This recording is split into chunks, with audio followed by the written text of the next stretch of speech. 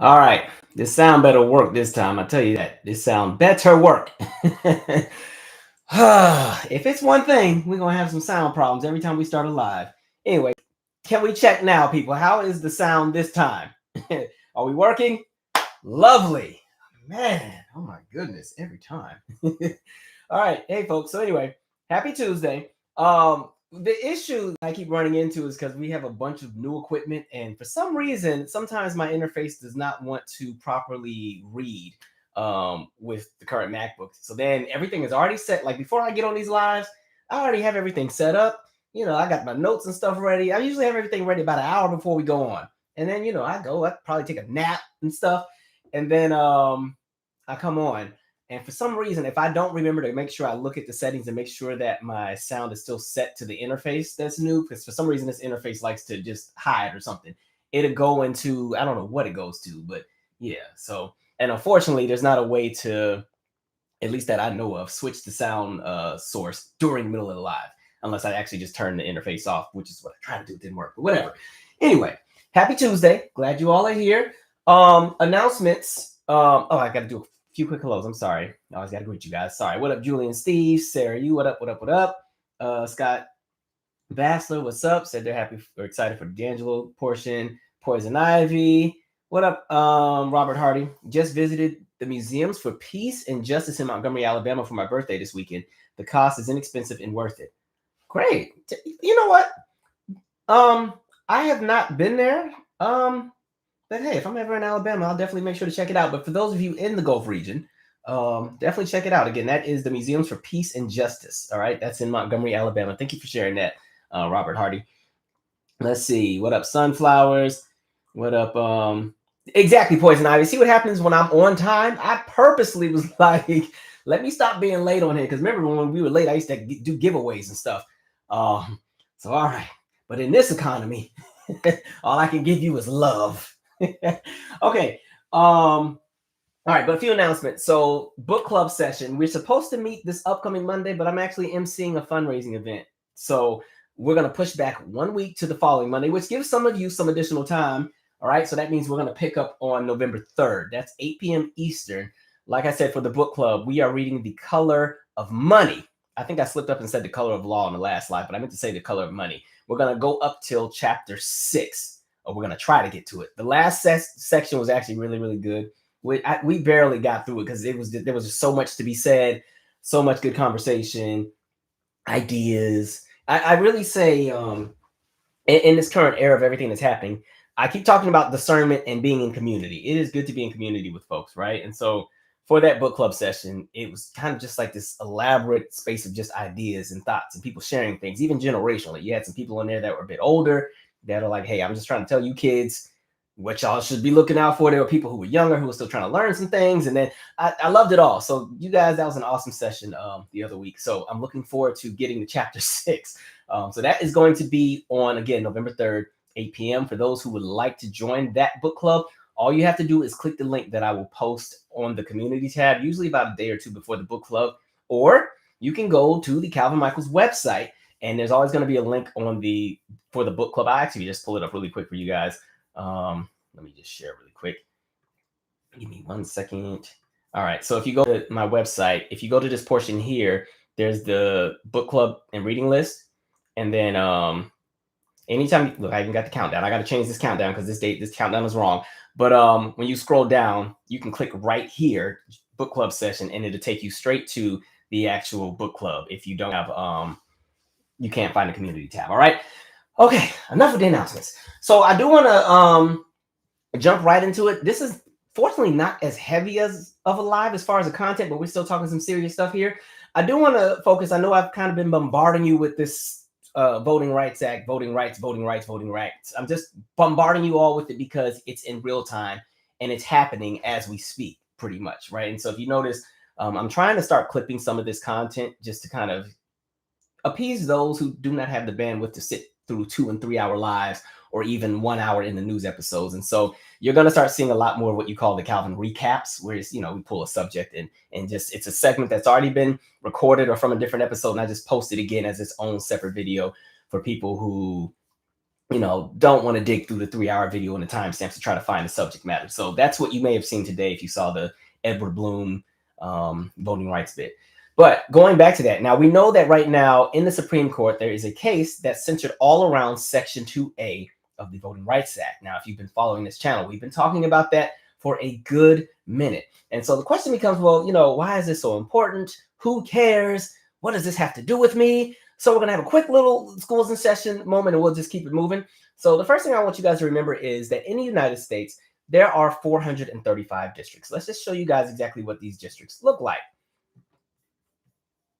All right, so when we pull up our districts here, when you look at the United States, right, you have 435 districts. You see all of these, let me zoom in some. You see all of these little zones here that are everywhere. The 2, 3, 4, all of these here are districts, right? And every single one of these districts represents a specific pocket of the population in its respective states. Now, the rule when it comes to districting in the United States is your districts are calculated or determined by how many elected representatives you have in the House. And we're talking on the federal level, right? So if we take a state like Montana only has 2 House representatives. So if you look at Montana over here, I'm going to zoom in a little bit, drag over. Oh, it's not letting me drag. Okay, we're going to go back out. All right, right here is Montana, right? Montana only has 2 districts, 1, 2, 1, 2. And then you also have 2 senators. But when it comes to Montana, everything, and you'll see some really, really big sizes like this, and then you'll see some really small ones, right? So really big, really small, really big, even smaller. These 2 districts right here have the exact same population size. Every single one of these has the exact same population within the respective state. So that's the rule when it comes to districting. Now, this is where we run into the issues. Let me pull up my next little slide here. All right, so when we're talking about the Second Amendment, the maps are always redrawn, normally every 10 years in a redistricting year. Normally when you get a new governor, that's when the governor can say, all right, it's time to redraw these maps. And sometimes this also correlates with census and everything else like that. And so this is why we're running into problems now, because we just saw what happened in Texas, where the governor decided to do a redistricting 5 years early. It wasn't even redistricting time, but he was summoned by Orange Man, who was like, hey, what I want you to do is you need to redraw those districts in Texas, specifically district number 18, because that's where all the black folks are, so we can dilute and break up that black vote, right? We can break that up a little bit. They'll have a little less power. Somebody like a Jasmine Crockett, who we know they can't stand, she runs the risk of losing her seat with this redrawn map. And they even like an Al Green as well from that district. So when we talk about what happens, so now we have the Second Amendment on the docket, or not the Second Amendment, I'm sorry, the Section 2A of the Voting Rights Act. Now, with Section 2A of the Voting Rights Act, right, we're looking at this example right here, where it's pretty much just highlighting that this is what the current map of the Southeast Atlantic region of the country looks like right now. And again, these are districts. The blue is normally the pockets of normally Democratic voters, and these tend to be black populations normally. On this side, this is what can possibly happen if Section 2A is gutted, right? Because again, it kind of chips away at the regulation that takes place when it comes to states being able to make changes or draw their maps. And so the purpose of Section 2A of the Voting Rights Act was to ensure that when districts are drawn, populations are fairly represented, right? And so what happens a lot of times, like if we're looking at this right here, let's just take Georgia for an example. As you can see, Georgia right now has in this map 1, 2, 3, 4, 5 districts that have significantly large black populations. If they're able to redraw the maps in the way that they want to, because again, it's all about just making sure you keep the same amount of people in each district. You can change the borders to do whatever you want, and you get to this side and you can dilute that black population by splitting that district in half, right? You see the difference in the border here? You split, literally, you split the district size or the district shape, and that way, let's just say this district here had, I don't know, 200,000 black residents. And it's assumed that, okay, if we're talking about black voters, at least probably about 85 to 88% of them are going to vote as Democrats. So if I'm a Republican and I want to make sure that I can win this district, or break this up, then I'm going to draw and split this district right in half. So if we said it was 200,000 black folks, as opposed to having this big district where it's going to be guaranteed that it's likely going to go blue or go to Democrats, we're going to redraw the border and split it up. So now maybe it's 100,000 here, 100,000 here, but it's also incorporating the other 100,000 people that are not probably black voters, that are white Republican voters that feel some kind of way. So you dilute the black vote. And so even as you look at here, you start to see how the district shift. Look at South Carolina, right? This huge segment. It's one big district where they put all the black folks. This is like Beaufort, South Carolina, Richland, I want to say Charleston. They put them all in one big section together, right? But if we can redraw and break up that section and split that population of blackness 3 different ways, we can set it up where there will be more voters that tend to vote Republican that drown out that black vote. And the question becomes, well, why does that matter? Who cares? Because understand, each of these districts represents how many houses are going to be in the seat. And so when we know that you have Congress and you need that 218 seat majority, by getting rid of districts or watering them down by redrawing them to ensure that the black vote is kind of washed out, then you can have a permanent majority as far as the GOP at this point, right? So this is an example of what the map could possibly look like after, if the Supreme Court decides to gut Section 2A of the Voting Rights Act.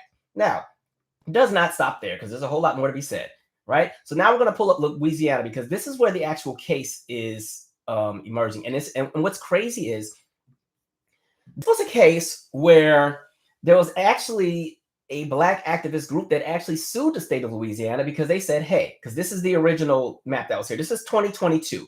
This is the districting map of 2022. They sued and said, hey, look at these districts. There's only one district that represents the black collective in Louisiana. You put them all in the same location. This is unconstitutional because the black vote is diluted. And then again, they redrew a new map and then boom, kept the same thing. Nothing changed, right? So they sue. They actually win the case in a lower court. I'm going to pull up a article or a quick segment of the article I want to highlight. Right? So they pull up a segment. And it states, Louisiana governor enacts new congressional map featuring 2 majority black districts. Yesterday evening, Louisiana Governor Jeff Landry, remember, Jeff Landry is the guy when he had those campaign ads when he was running for office, and he was like, hey, if you don't like the police, the next time you're in trouble, call a crackhead, right? It's that guy, right? So Jeff Landry signed a bill creating a new congressional map for the state featuring 2 majority black districts, ending a nearly 2-year saga over adequate black representation in the Pelican State. The map increases the black makeup of the state's 6th congressional district, stretching from Cattle Parish to East Baton Rouge Parish, that is currently held by U.S. Representative Garrett Graves, from 23% to 54%, almost certainly taking out the Republican and netting Democrats an additional seat in Congress. The new district spans more than 200 miles in length. So it sounds like we won, right? Yay, they won. We got the 2nd district. Now we got 2 seats. But like I said, when it comes to race, nothing in this country is precedent. So what do you think ended up happening? Folks said, oh no, we are not about to lose this district and give them folks a 2nd one. This is reverse discrimination. This is reverse racism. This is prioritizing black people over everybody else. And so we have to change things, because let me highlight and show you what the new district ended up becoming, because they had to redraw the map. And once they redrew the map after the court said it was unconstitutional, this is the map that they got. Black people now had 2 districts. Now, remember in the earlier map that we had from 2022, all of this right here was red. And it just had this little section here, it's section 2. What they ended up doing was having to draw the border by taking pieces out by District 5 and District 4 in order to update District 6. And again, all of these segments have the exact same population. So this just pretty much gives an opportunity where black people have a larger voice in the voting demographic, right? When it comes to what's going to happen. Again, they started claiming this is reverse discrimination. Reverse discrimination in a state where literally we have 6 districts and 4 of them pretty much are for all of what white voters in Louisiana want, as opposed to the 2 that black folks get. So even when you don't even get equal footing, right? Not even equal footing. You get 1/3 of what everybody else has. That's still a problem. That's racial discrimination. That's reverse racism. And here we are. And here's the lawsuit. And as you can see, again, in the blue, over 50% black voting age population. In the pink, under 50%, right? And so that is the lawsuit that's taking place right now. And this has found its way all the way up to the Supreme Court. And so what makes it a little bit scary, and if you've been following my channel, who is our favorite judge on the Supreme Court that we can always depend on to screw things up every single time.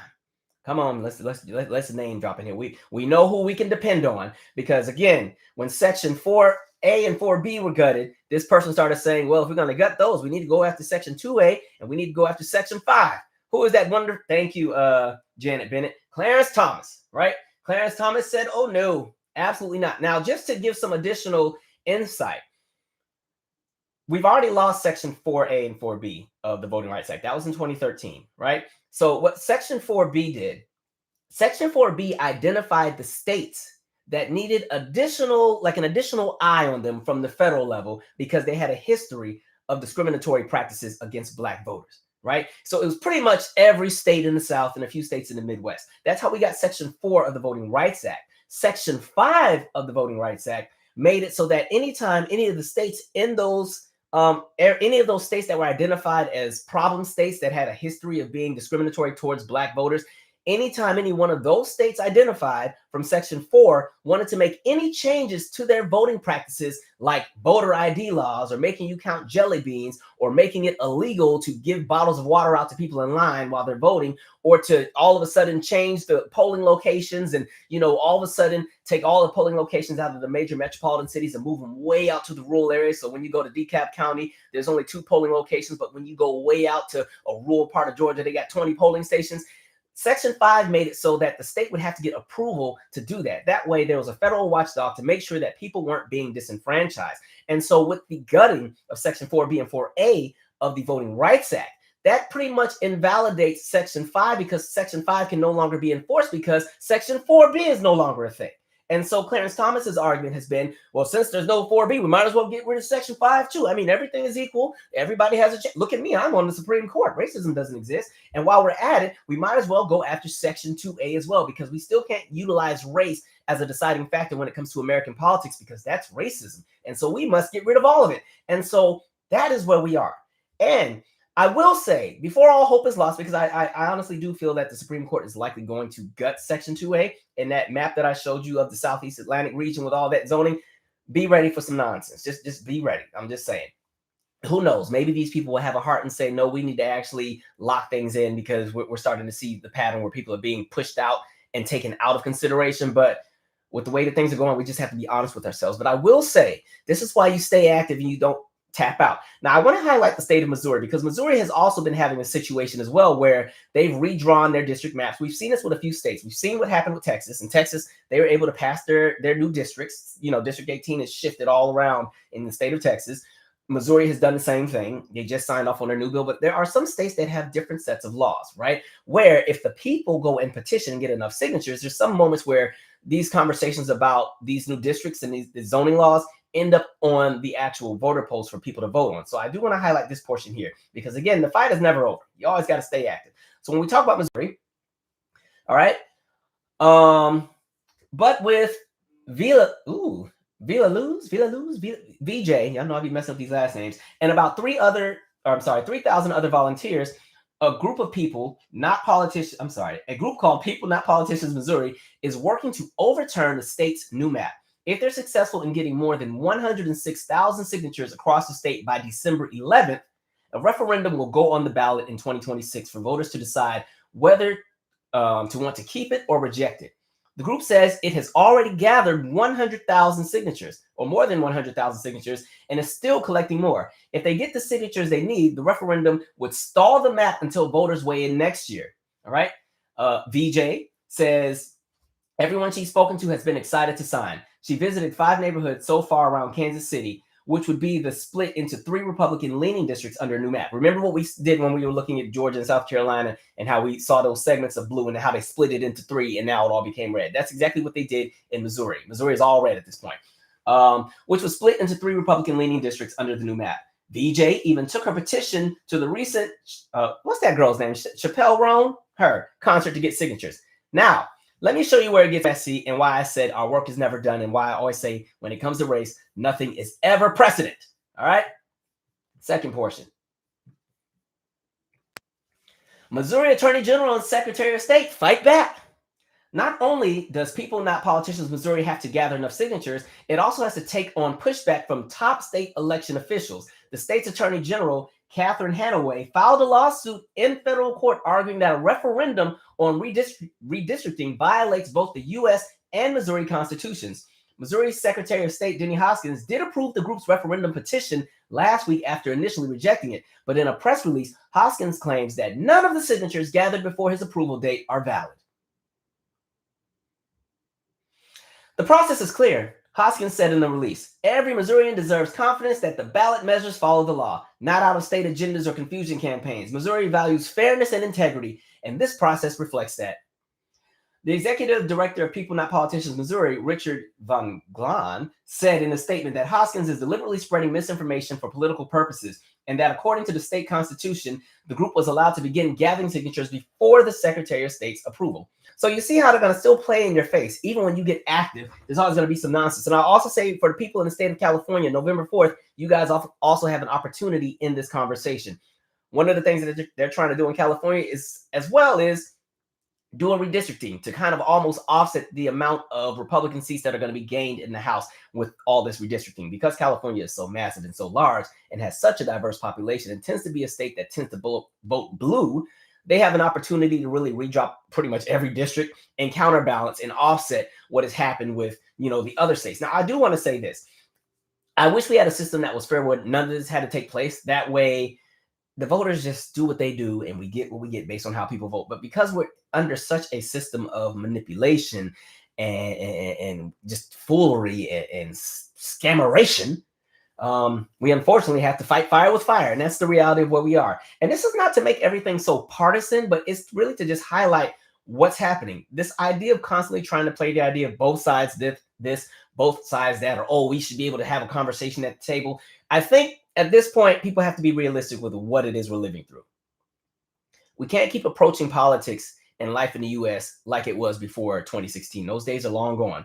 We're now in uncharted territory, right? We are now in the great beyond where there are no rules at this point. And so at this point, it's whatever goes. While one side is doing everything under their power to get everything that they want, the other side tends to try to still do this image of we're the good guys. Look how great we are. We can follow instructions. We know how to be civil. We know how to do things the right way. We know how to follow procedure. And the other side is just doing whatever they want all the time. And the importance about this is, again, it's a conversation around the black vote. The reason why we're having a lot of the problems we're having right now is because we have a House that is majority GOP. They have allowed everything that Orange Man has decided to do to take place. Everything from Doge cuts, where, again, we wasted $21 billion firing people and cutting all this waste and fraud that didn't exist, where now all of our guardrails are compromised. Nothing is making sense. The Department of Education is one step out the door.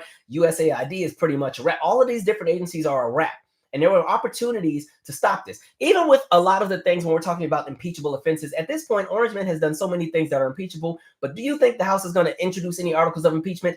Not on that GOP side. The only person you can count on in general is Representative Al Green from Texas, who constantly is always like, articles of impeachment, let's get it. And they're always like, no, they're not your time.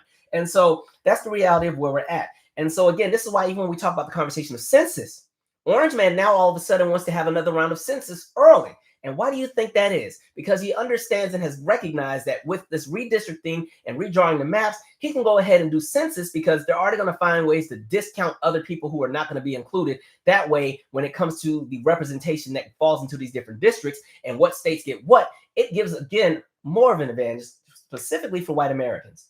That's where we're at. And so you have to think back to what happened in 2020. We had census. What did Orange Man do? He ended it early. Said, oh, that's enough. Y'all had more than enough time. End it. By ending census and by not incorporating those who are existing but not counted, that plays a role into what happens with funding for schools. That plays a role into what happens with what counties get what roads and freeway treatments and maintenance and lead pipe removal, all that kind of stuff. Everything is tied together. This is why I say there are some of us in the collective who feel that we just want to disassociate, and I ain't a part of that. I'm not voting. I'm not doing no census. They ain't about to do nothing. Everything affects us whether we want to be a part of it or not, which is why I'm like, at this point, just be active. Lock in. It's not even that much to go through.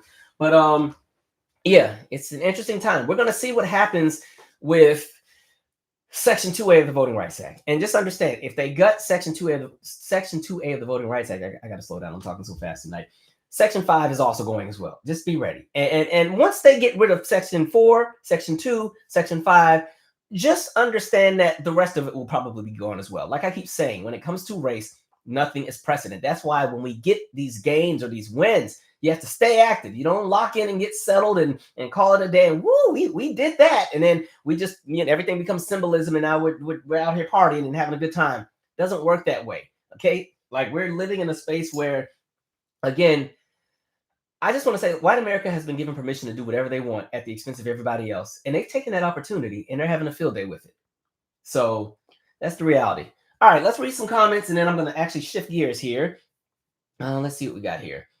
By the way, I have a much more thorough explanation of all that on a few videos. So you can check out the last recap video that I just did, or you can go to the last In the News episode that I did, where we literally started from gerrymandering, correlated it to the House, and the redistricting correlated it to census and to everything else that's been happening.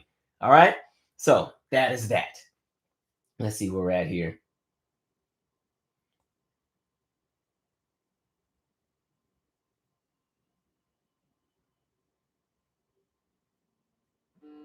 Somebody said I'm getting gray hairs waiting on this podcast. Look, it's coming. Can I be honest?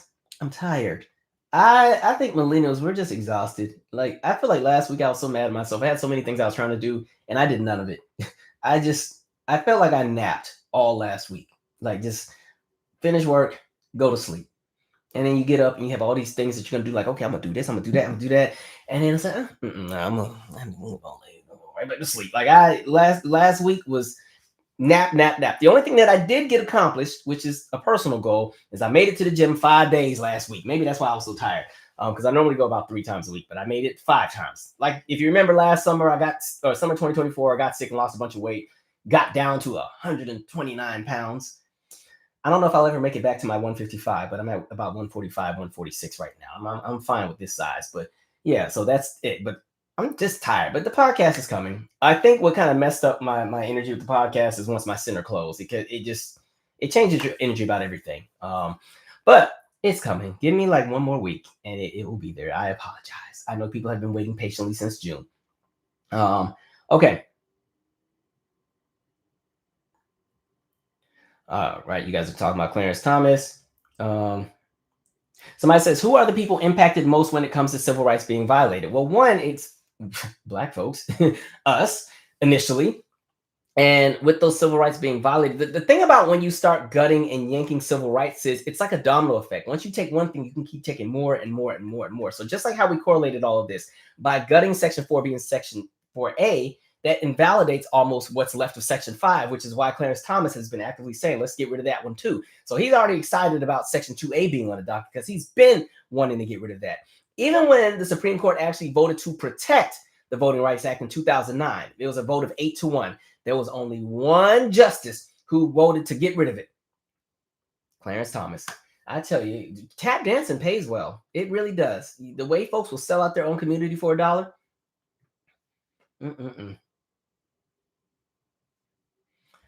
Somebody says Washington State having something like this on the election ballot. I'm not sure. I haven't been paying attention to the politics in Washington State. I don't see Washington State as a state that would have. I don't know. I have to look into that. They don't really have a lot of crazy problems with redistricting, and just because it's such a diverse state, especially on that western portion of the state, I can't see anything as far as like scammation taking place on that end. Now, if you're talking about like trying to go the California route and doing that same thing, unfortunately, I don't think they have the diversity to make the same kind of moves as California. Plus, Washington, even though it's somewhat of a liberal state, it's still a state full of white folks, and they will get active if stuff starts changing. So we can look into Washington State. I'm not sure. I saw that too, Jan Morgan. Dominion Voting Systems purchased by a newly formed company called Liberty Vote. And y'all know, anytime there's something that has the name Liberty, Freedom, Patriotic, Founding Father, any name with anything like that, you already know it'd be some nonsense every time. Like you always know it's gonna be somebody racist. You start seeing too many American flags, you better look out, right? All right. Somebody said, all right. Why does my thing? All right. Somebody said, listen, are you going to do politics or it will do you? That's pretty much where we're at. I don't do politics. Okay, it's going to do you, though. Don't worry. Hey, they're doing it to us right now. We are feeling it. And I don't want this to be gloom and doom. Like, in the same way, and I said this for years on the channel, I always said Americans have had the luxury of not ever really having to go through anything. I think for Black Americans, it's a different conversation. We've always been on the receiving end of nonsense, but the United States as a whole has never known in this current lifetime what it's like to live through such political corruption. Y'all can try to bring up Nixon, but Nixon never got this far with it, right? And so in most of our lifetimes, aside from maybe people who might be a part of the silent generation or what you call the greatest generation that might have been old enough to remember the Great Depression, most Americans have never really been through anything too crazy, minus the wars.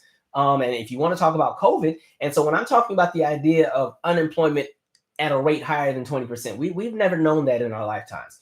We've never known our government to utilize itself against the people. This era of the federalizing our police forces to go and attack citizens, and ICE getting $32 billion, and now anybody's getting snatched off the street, and the president's political opponents are being indicted on just silly charges. We've never lived through that in this modern time. And I kept saying way before this election that because Americans have never collectively really had to go through anything, we've lived in a space where we could talk trash because we knew we had guardrails. So people, this is why you hear all the people, burn it all down, burn it all down. Yeah, we're going to change the system. We are tired of it. There's this clip that I wish I could find, and it was right before the election. I want to say it's that show, that Jubilee show that I told you I don't like, where it's the one person versus 20, but it was what's his face? Who's the guy? He was over transportation at one point. Buttigieg versus 20 people. And I just always keep thinking there was this white girl that was probably like 18, 19. She had this little bandana on because, when white liberal girls are serious about their business, or even the white leftists, they stay putting on a bandana. They need to show they mean business, right? And so I just keep thinking of that girl who's probably 18, 19, 20. And she's like, what about the system? Let's just burn it down. We don't have to play into it anymore. And I'm just sitting here watching like this. If this girl only knew. And what was so funny is because she sounds exactly like how a lot of millennials sounded when we were 18, 19, 20, right? The exact same conversation. And so the challenge was that a lot of people just didn't have the foresight into what was about to really hit, even though it was ironed out, laid out for us, and we were told this is exactly what's going to happen. We were presented with Project 2025. And so for that girl with the bandana, I 100% rocked with everything that she was saying, but I was just like, in this moment, that isn't the time for you to want to have this moment and be revolutionary, because at this point, there's not even going to be a country to deal with. We got to make sure, in order to have any kind of element of change, you have to still make sure your guardrails are there. And so, unfortunately, this election has been a consequence where the guardrails have been lifted, right? We're still in this shutdown, 3 weeks in. SNAP benefits are going to end in the first day of November. And that's going to hit a lot of people. That's 47 million Americans who are going to feel it. And so, this is why I say I pray that this era is a lesson learned.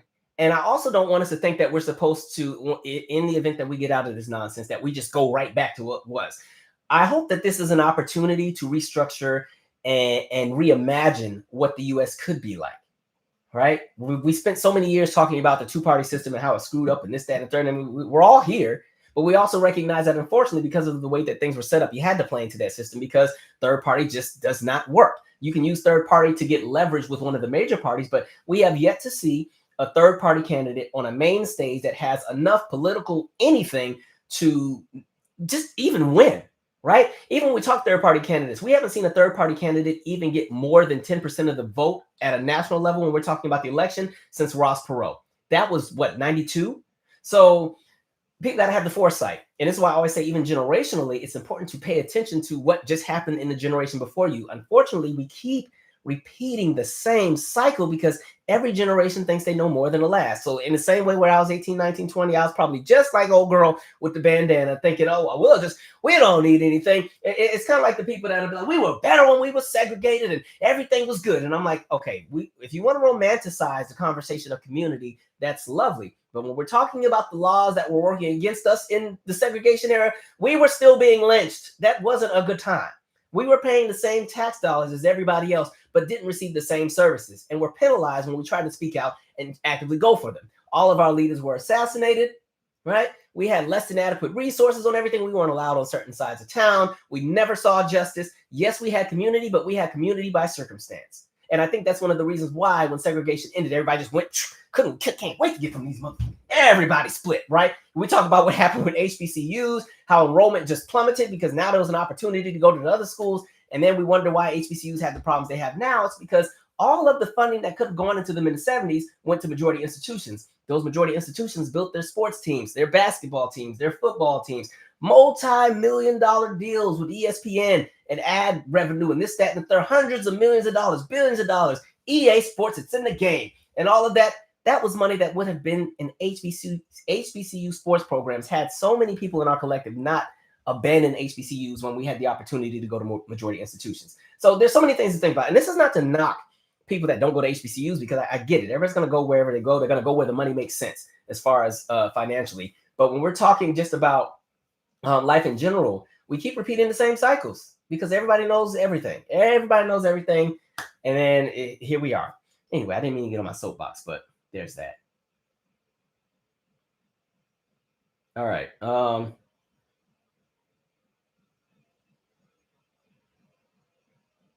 I am said, just dropped in. Have you seen the new documentary called The Alabama Solution? It's about the prison system in Alabama. Very eye-opening doc. I heard about it. I have to still watch it, but thank you for reminding us. We'll definitely talk about it, though. You know I love talking about a good documentary. All right.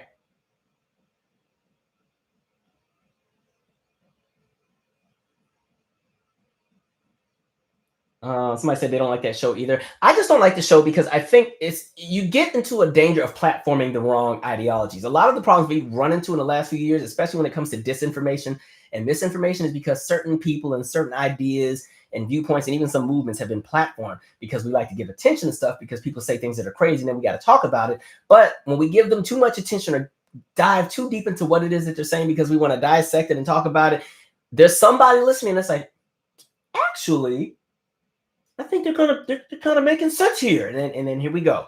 And then that person goes and starts a podcast, right? All right.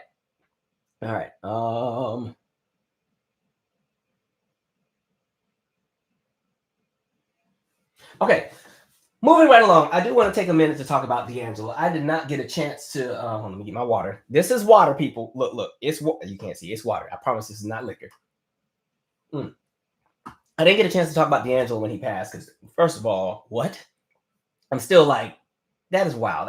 There are some things, and I'm not trying to say that there are people that you expect to go on, but when I say that was not on the bingo card, that was not anything I even fathomed, that was not where we were going with this, right? And I said, Lord, the person I've been telling you to get up out of here starts with a D, but it wasn't that one, and it wasn't Diane Keaton. Well, the Lord has taken out every D but the one we asked for. So anyway, what I'll say when I think of D'Angelo came out when I was about 8 years old, or at least for me to remember. That was when the Brown Sugar album came out in 95. And what I always think about is that at the time that Brown Sugar came out, so much was happening in music, and it just highlights just how diverse everything was. Especially in 95. And one of the craziest things, just to show just how extreme the era was.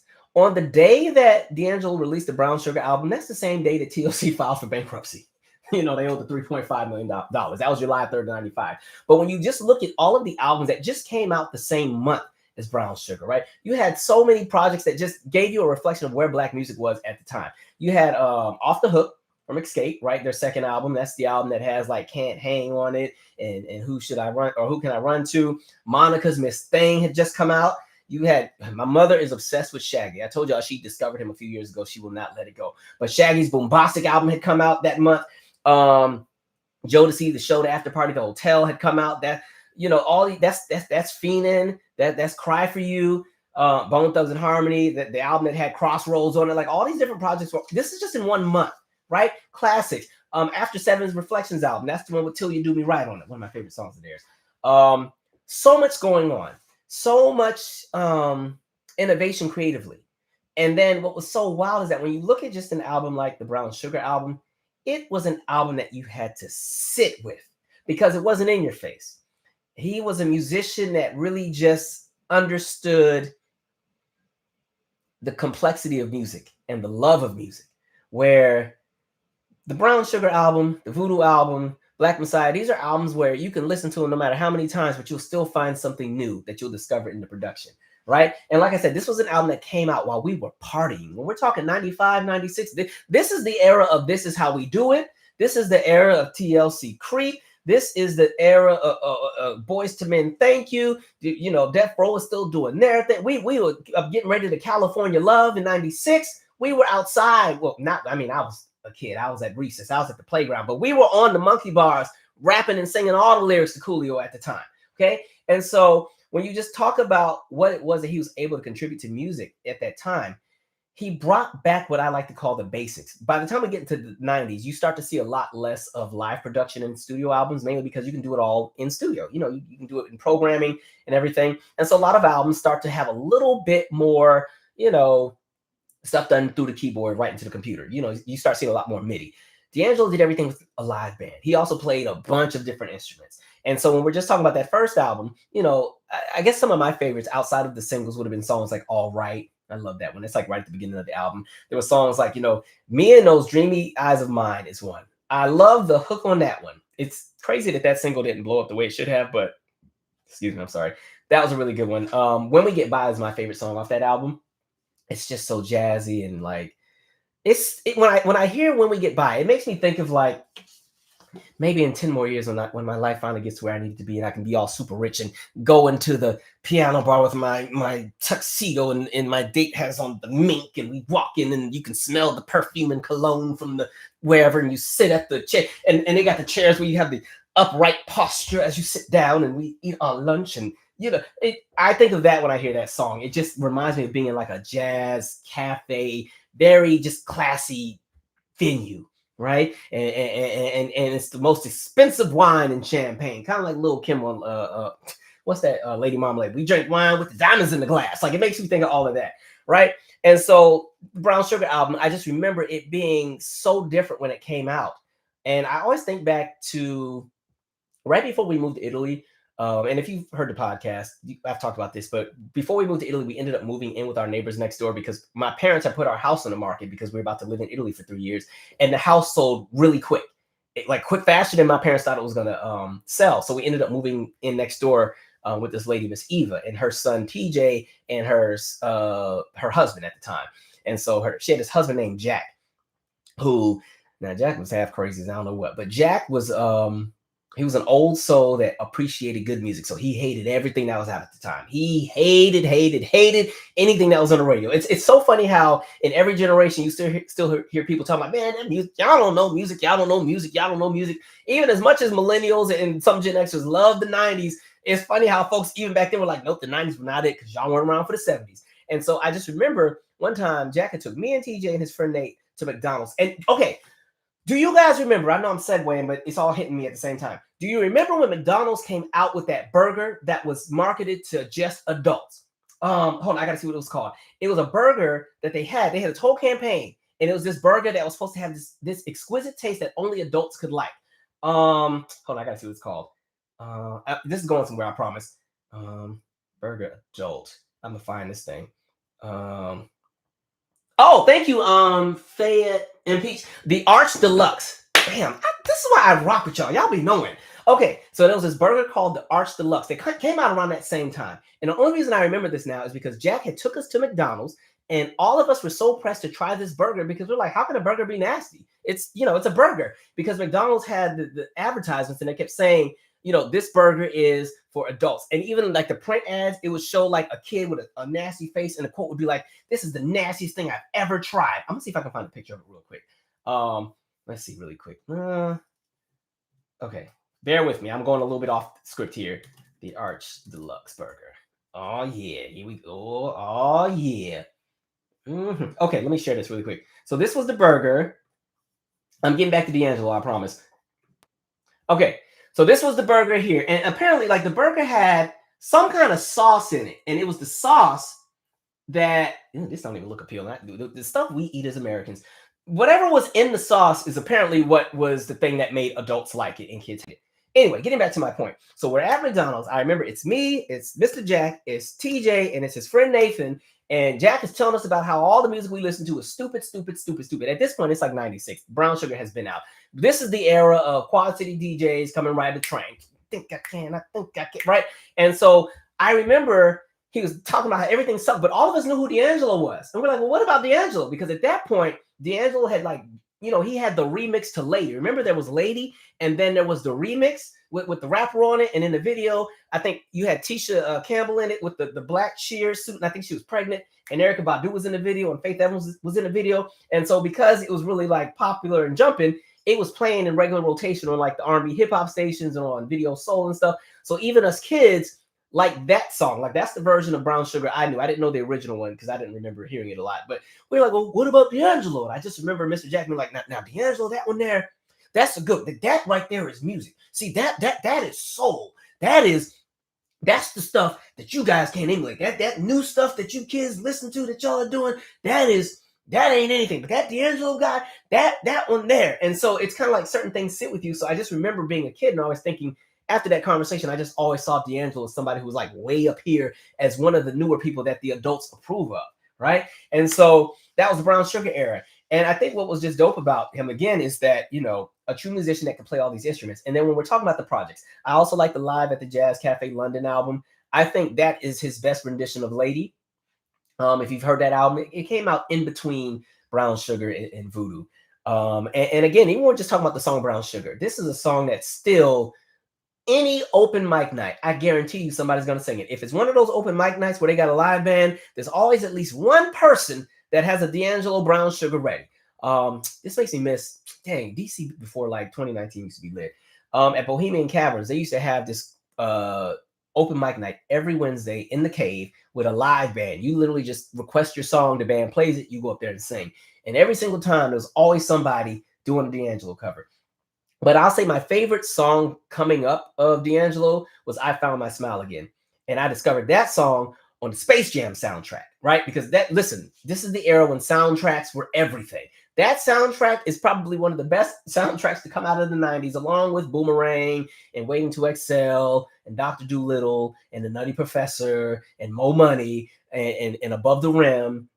And maybe even Poetic Justice. But that Space Jam soundtrack had Monica's For You I Will on it. It had Seal's Fly Like an Eagle. It had Barry White, Basketball Jones. It had, what's that group? All for One. Remember Christina Aguilera's I Turn to You? That's a cover. It has the original version of I Turn to You from All for One. Now, I'm not going to lie. I do prefer Christina Aguilera's version. What else is on there?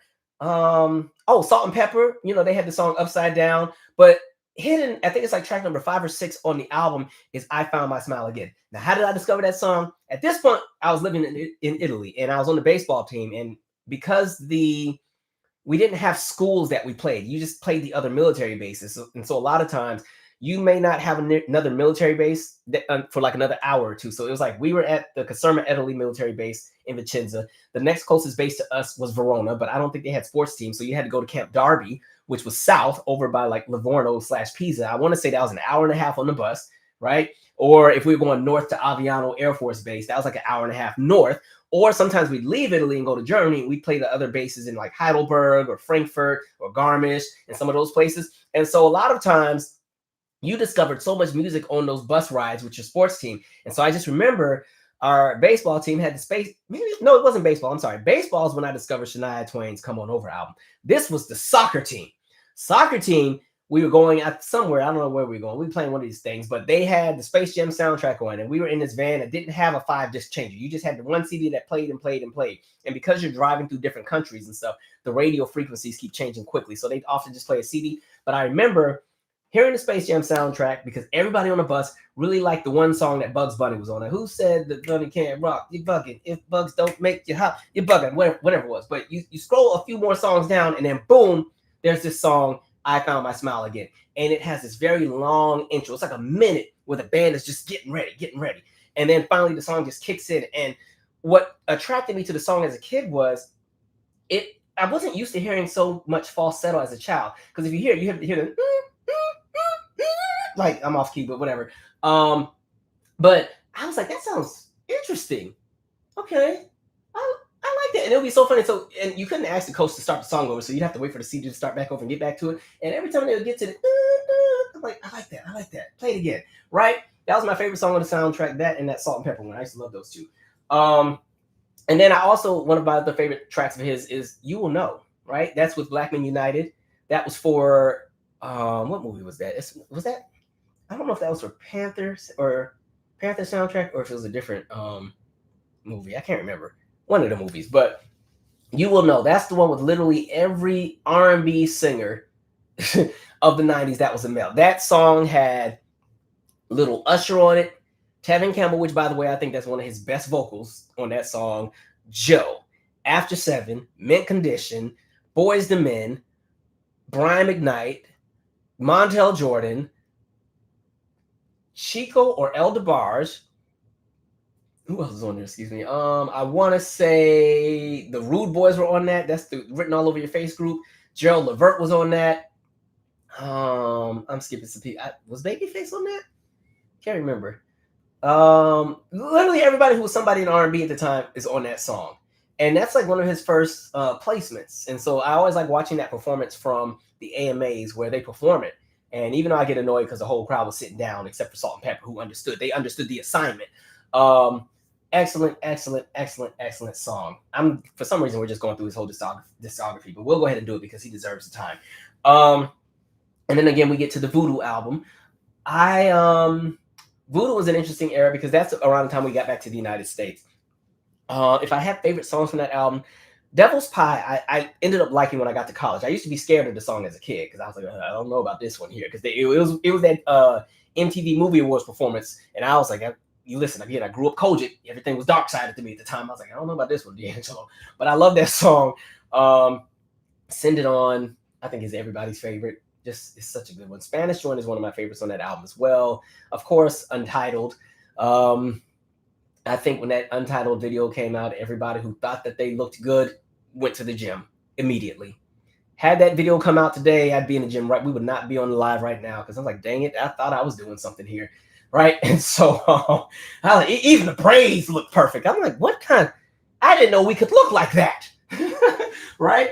And again, I think what was cool about the Voodoo album is that it's even more unconventional than Brown Sugar was for 2000. Like when we're talking 2000, everything was so like intergalactic electronic sounding, especially for R&B. This is the era where everything sounded like an episode of The Parkers. And it's not a dig or anything, but we were just really getting into the whole Y2K everything. And again, another album with just all live instrumentation. And what's interesting is when you're talking about the song structure on a lot of the songs in this album, it's almost like the songs are more of a jam session. Sometimes it's hard to find where the distinctive verses are, where the bridges are, and sometimes you can kind of find the hook. It's almost just like a big jam session where they're just kind of doing whatever they do. Even like when you talk about the backstory with Untitled and why it just cuts off, where they're just jamming and the tape ran out. And they're like, well, we'll just keep it as is, right? So many gems on that project.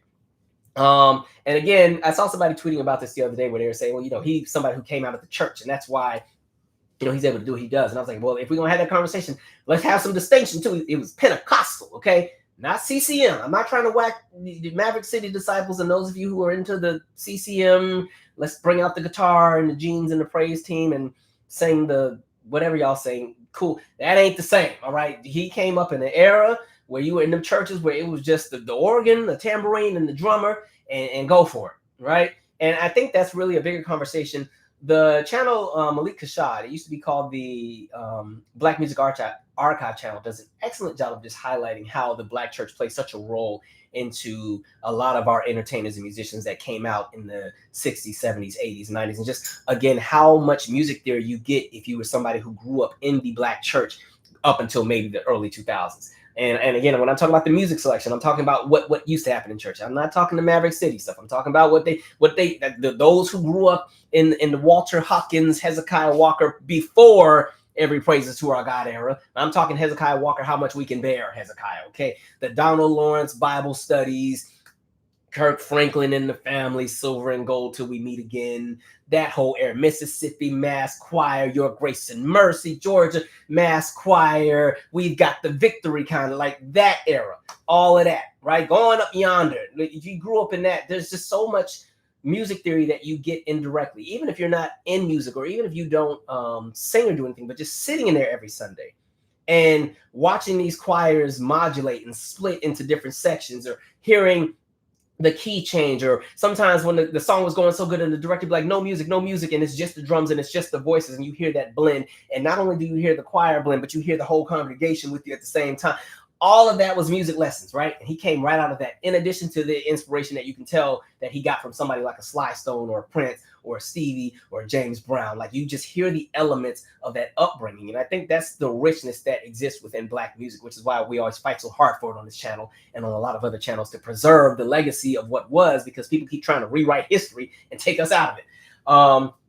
But yeah, I appreciate that his music was so unapologetically Black. And he even said, don't put me in the neo soul bucket. I'm a Black artist. I make Black music. It's kind of like Shaka Khan when she says, don't call me the Queen of Funk, because I can sing anything, right? Same kind of energy.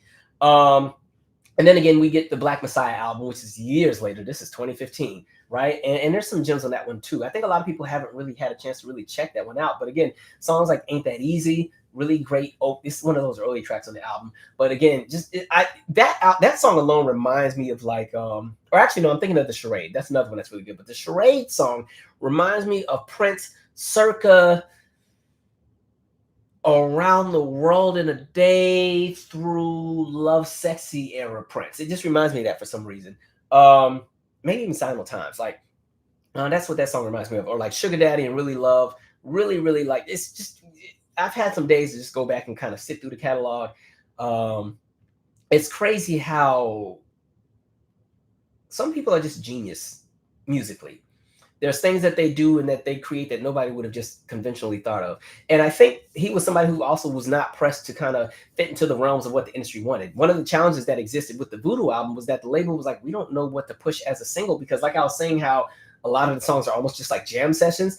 It was like the labels were like, we can't figure out which of these songs are radio friendly. Like, they were half stepping with the promotion of the album because they didn't know what to do with it.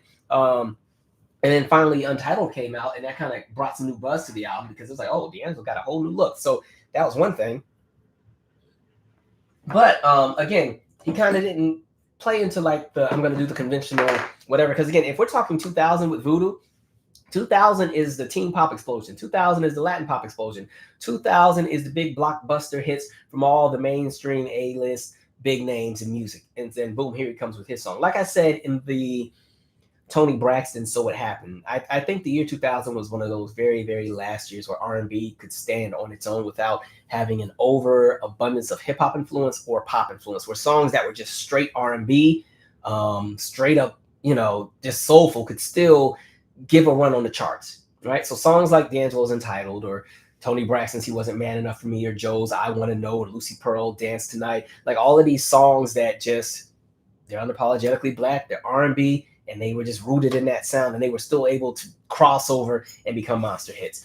And so, it's wild that he's no longer with us. And that's why I always say, you give the people their flowers while they're here. It's also sad because as we lose these people, there's voids that don't get filled. And I don't think the goal is to replace or refill voids. It's to create new lanes, create new opportunities of innovation, influence, sound. But with the way that the music industry is going, because it's becoming so bought out, and now we got AI that's here. Timbaland, I'm gonna get to you at some point. We just start to see the things change, but you definitely hear his influence in a lot of stuff. Like, I hear his influence in music by like acts like Gene Noble, BJ the Chicago Kid. There's so many of them who just, I don't know. If I had a favorite performance of his, I did like the BET Awards performance from like 2015. That was like the comeback performance, just because they just let him just jam out for however long. That was a long performance. He just let him do whatever. Remember when VH1 had the Men Strikes Back, and it was kind of the response to VH1 Divas? Because remember, Divas started in '98. That's the thing where it was like Aretha, Mariah. Who else was in that first year? Aretha, Mariah. Who was in the first year? I can't remember. Aretha, Mariah, Celine, Gloria Estefan. Somebody else was in that one. And then 99 was Tina and Whitney and Brandy and Faith Hill and Shaka and a few other ones. So folks were like, well, what about the men? So then in 2000, they had VH1 Men Strikes Back. And so I remember he had a performance with Tom Jones, who I had never heard of at the time. I just was like, who's this white man? But they did James Brown, Get On Up. For some reason, I really like that performance. I don't know if it's because they played it so much on VH1 Soul back in the day, so it's a nostalgia thing, but I enjoyed that performance. I want to shout out, there's a channel called Funk It Blog on YouTube. They have 2 hours and 40 minutes of just D'Angelo performances. It's just one long video that's like 2 hours and 40 minutes. So check out that channel. Again, it's called Funk It Blog. It's a YouTube channel. So for those who just want to have a day where they just put on the D'Angelo performances, go to that channel. They have, again, it's just collection of just D'Angelo performances, like David Letterman. I think when he does, I think that was Brown Sugar he did. Just all of them. So, I feel bad for the children. It's hard to lose a parent, especially the child who lost both of their parents, because the one that Angie Stone and he had together, that's got to be tough to lose both parents in less than a year. I can't imagine. Man, but what a loss. What a loss. But what I love is that he definitely has received his flowers. And I think he's one of the handful of Black musicians that just did whatever they wanted to do and always still got rave reviews and accolades. A lot of times critics are so hard on Black music that they just don't understand what's going on. But for some reason, all three of D'Angelo's albums received rave reviews, accolades. Even Rolling Stone got it right. And Rolling Stone stays messing up Black people music. They stay getting it wrong. We'll talk about them a little bit later too. All right, I've said a lot. I'm going to pause here, read some comments, and then we'll talk to Marvin Winans. Okay, yay. All right. Sorry, guys, I'm losing my voice from the change of weather. Let's see what we're saying here. I'm gonna scroll up some. I had this long opening. Somebody said D'Angelo really hurt my soul. Somebody said 95 was an incredible year for albums. That run from 94 to about 96 was a time. I mean, 97, 98, 99 were great as well, but that not 94 to 96, I mean, they were knocking it out the park for real. 95 is one of my favorite years of music. Julian C said, by the way, D'Angelo was winning a lot of Soul Train Awards at the 95-96 Soul Train Awards ceremony. Somebody said, I feel sorry for D'Angelo's son, lost his mom in March, and now his dad. May his heart be at peace. Yeah, that's a hard one. I'm still recovering from losing one parent. I can't imagine losing both. Oh yeah, Faith Evans came out in 95 too. I was just highlighting what came out that July of 95. I was just highlighting just that month. But yeah, that 95, man, a good time.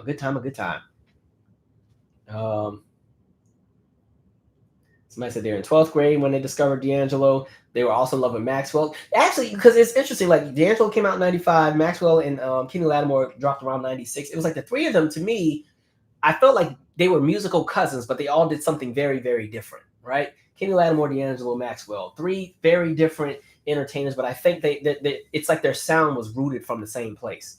And they ended up putting out music that was so different, but still so good, right? Tania 682 said, for Gen X, D'Angelo's music resonated from our childhood in the 70s, but he brought it into the 90s.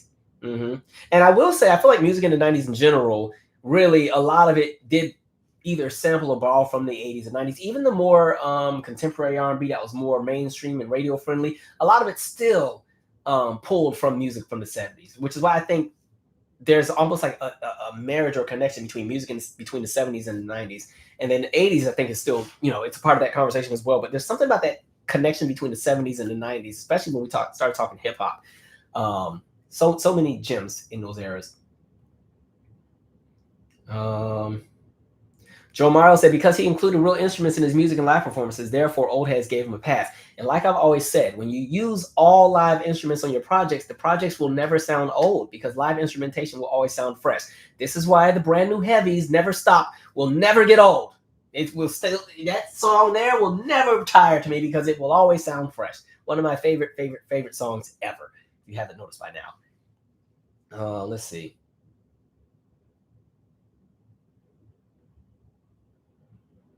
Oh, thank you, Stephanie Mills. That was not Tisha Campbell. That was the singer Joy. I don't know. They do kind of favor because remember she had the curly hair. Why did I think Tisha Campbell? Because I guess I gotta go back and watch. But thank you for clearing that up. Little old me. Y'all know I be thinking everybody was the same. When I was little, I thought Angela Bassett and Lynn Whitfield were the same person, and I used to tell everybody for years that Angela Bassett was an Eve's Bayou. until I watched it. I was like, wait a minute, that's Linwood Field. And I thought Angela Bassett was in Thin Line Between Love and Hate. And I was like, actually, these are two different people. Jason's lyric. Thank you. It was Jason's lyric, not Black Panther. So Freedom was for Black Panther, the movie, if y'all remember that movie. And You Will Know was for Jason's lyric. Thank you for that. Somebody said Keith Sweat was on it. Aaron Hall was on it. Let's see.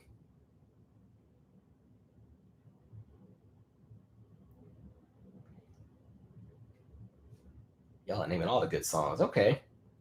Yeah, it was a time. It's a really good time. Somebody said, not the jeans and the guitar. Listen, if you invite me to your church, I want a choir. I want to hear a choir. I don't got nothing against the praise teams, but I'm tired. I just grew up in an era of a choir. I want to see a choir marching, right? I want you to march in. It needs to be like 20, 30 of y'all. I want to be moved. The jeans and t-shirt with the guitar and the 5 people and everybody got a mic, that'd be pissing me off. It don't do nothing for me. I'd be in there bored, ready to go. All right. So that's just me, especially with the song selection. It's like they all need to be doing the good songs. Every time I be hearing these songs, what is this? And don't let it be something. Oh, Father, what? I can feel your presence today. I ain't feeling nothing right now. Are y'all sure? Did you call him? You don't sound like, oh, Lord. Okay. Anyway, let's see. Y'all whacked me about that Tisha Campbell. Okay, it was Joy. My bad. I was 8. All right. Somebody said there'll never be another.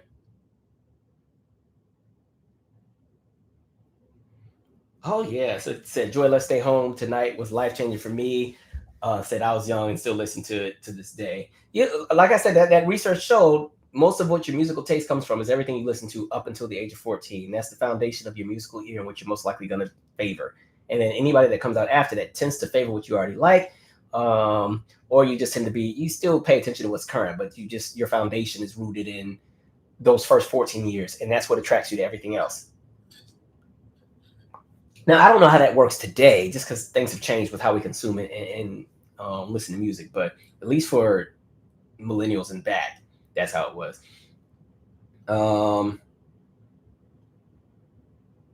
Okay, thank you, Charlotte. It's called Panther, but it was about the Black Panthers. I'm not to mix it up with the Black Panther movie from 2018. There was a movie called Panther that came out in 95 that was about the Black Panthers. Thank you for clearing that up. I gotta remember we all coming from different perspectives of how this goes. So I gotta make sure I'm saying this right so I don't mix people up. Somebody said I was stunned by his passing. So many of our people are being taken away by cancer. I hate cancer, and it doesn't help that we're now in the era of gutting and cutting research for cancer, just because waste and fraud with Doge of all times, man. Let's see. Somebody said, Calvin, are you sure you're a millennial? You give me Gen X vibes. Brand new heavies. You know your music, young man. Oh, I'm still being called young man when I'm 3 years from 40. All right. No. Like I said, my musical ear came from my dad. So whatever he played in the car, I was jamming too. So that's how I got into Janet. That's how I got into Brothers Johnson. That's how, Tony. He was into Stephanie Mills. I kind of like her too. I got into her. Like all of those from Patrice Rushen. We played a lot of Prince and MC Hammer. Not MC Hammer, I'm just kidding. Lots of Prince, Michael Jackson. Actually, but we did have the Too Legit to Quit album. I'm not gonna lie. My dad he grew up in the Bay, so he did have all the Hammer albums. Now that I think about it, we had Let's Get It Started. And what else? From just everything out of that era. My ear comes from him. So he loved PM Dawn at the time too when they dropped. Yes, Calvin is 37. I thought we knew this. You see, had you bought my first album, I told you what my birthday and birth date was. No, I'm just kidding. Okay. Let's shift gears here. So, Marvin Winans. All right. Boy, this has been a conversation here. All right. I'm going to play the video. And what I was able to do, because I saw the video that went viral, and then I kept seeing people play like, oh, you got to play this other piece for the context for it to make sense. So we're going to play the full thing. It's only about a minute because I just pieced the two together, and then we will talk. All right? So So let me pull up this video. Please also, we be having these issues with sound. Please let me know if the sound is not doing what it needs to do. Okay? Give me 1 second.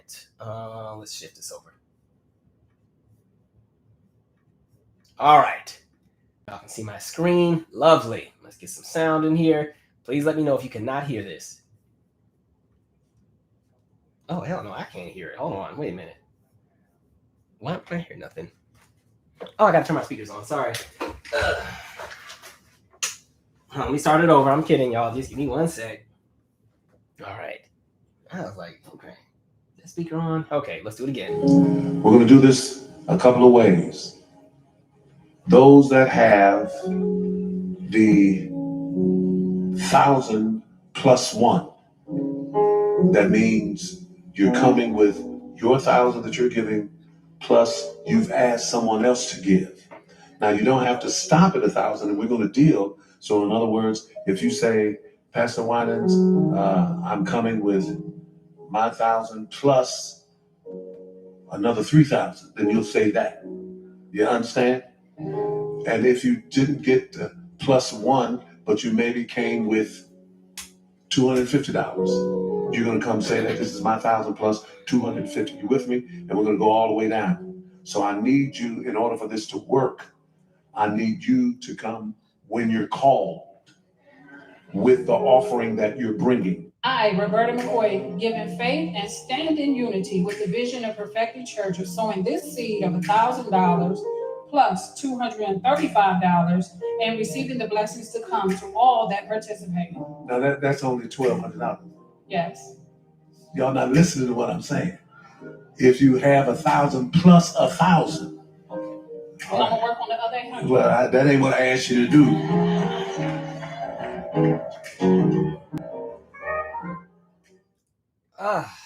Okay. All right. So before I go any further, I had to look and be like, what is this all centered in? Now, this was one of the building fund events, right? I want to read a quick article and then I'll finally give my full 2 cents because, child. All right.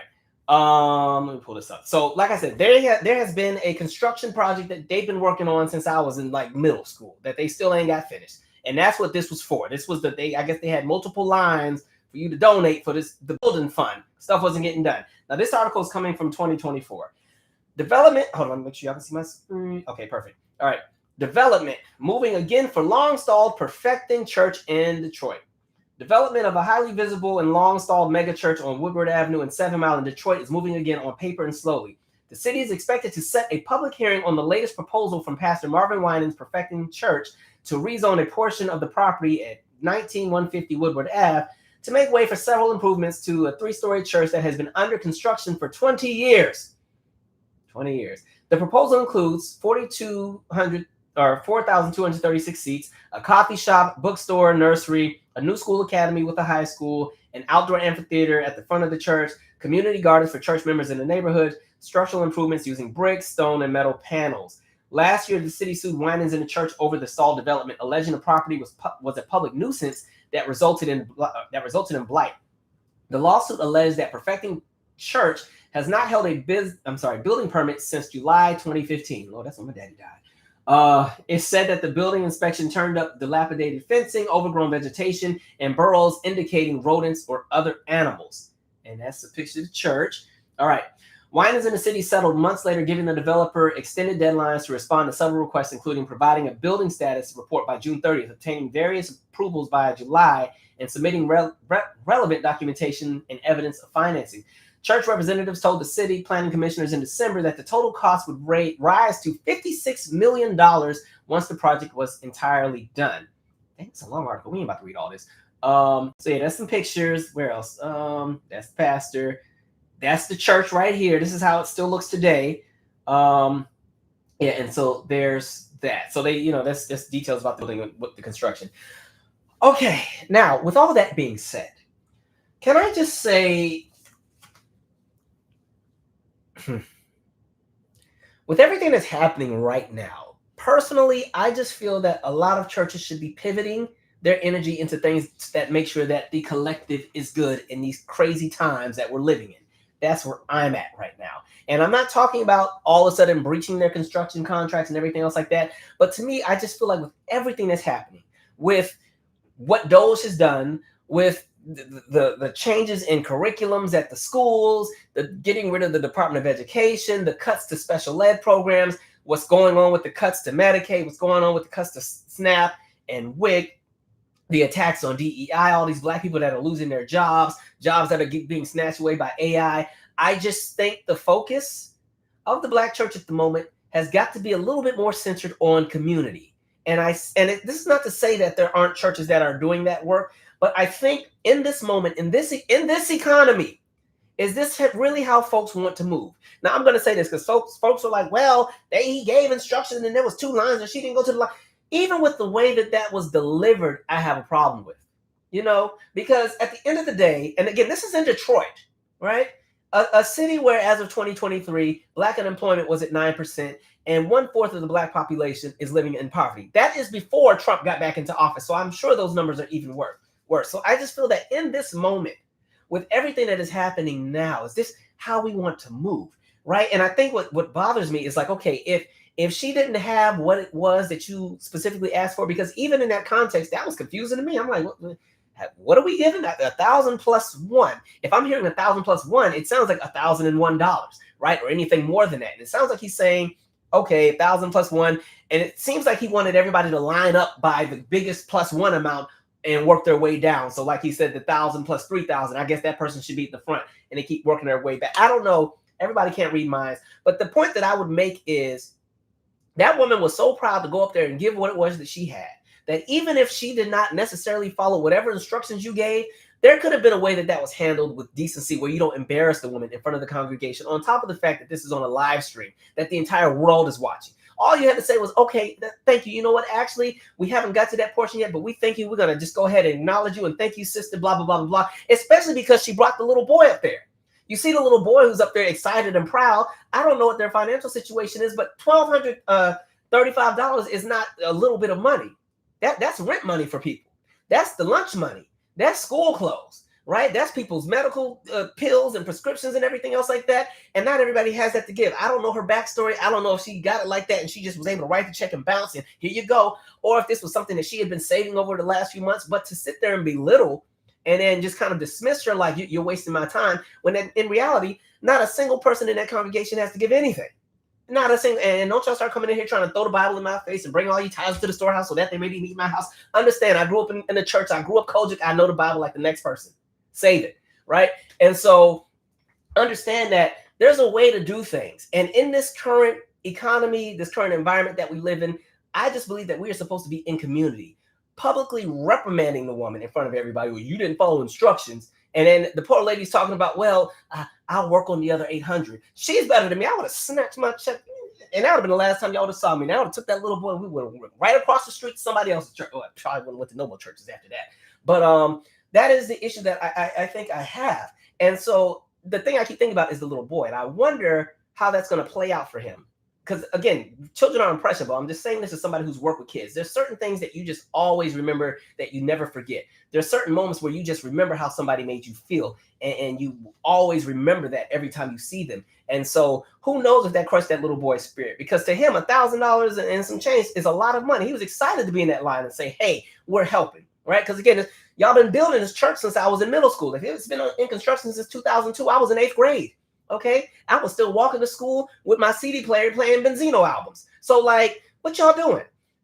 Clearly something ain't right in the water. And this is what happens when y'all keep having these churches and y'all start these building funds and start these construction projects and you don't have the money right. And then you get too far into the project. Now you lose the money. Now you got to keep begging and having the funds. And now y'all got to do offering, pass a collection plate. And today we're trying to raise $300 or whatever. And they don't raise it up. We got to pass a collection plate back again. We're going to do it again until we get it. Can't nobody leave until we raise this, right?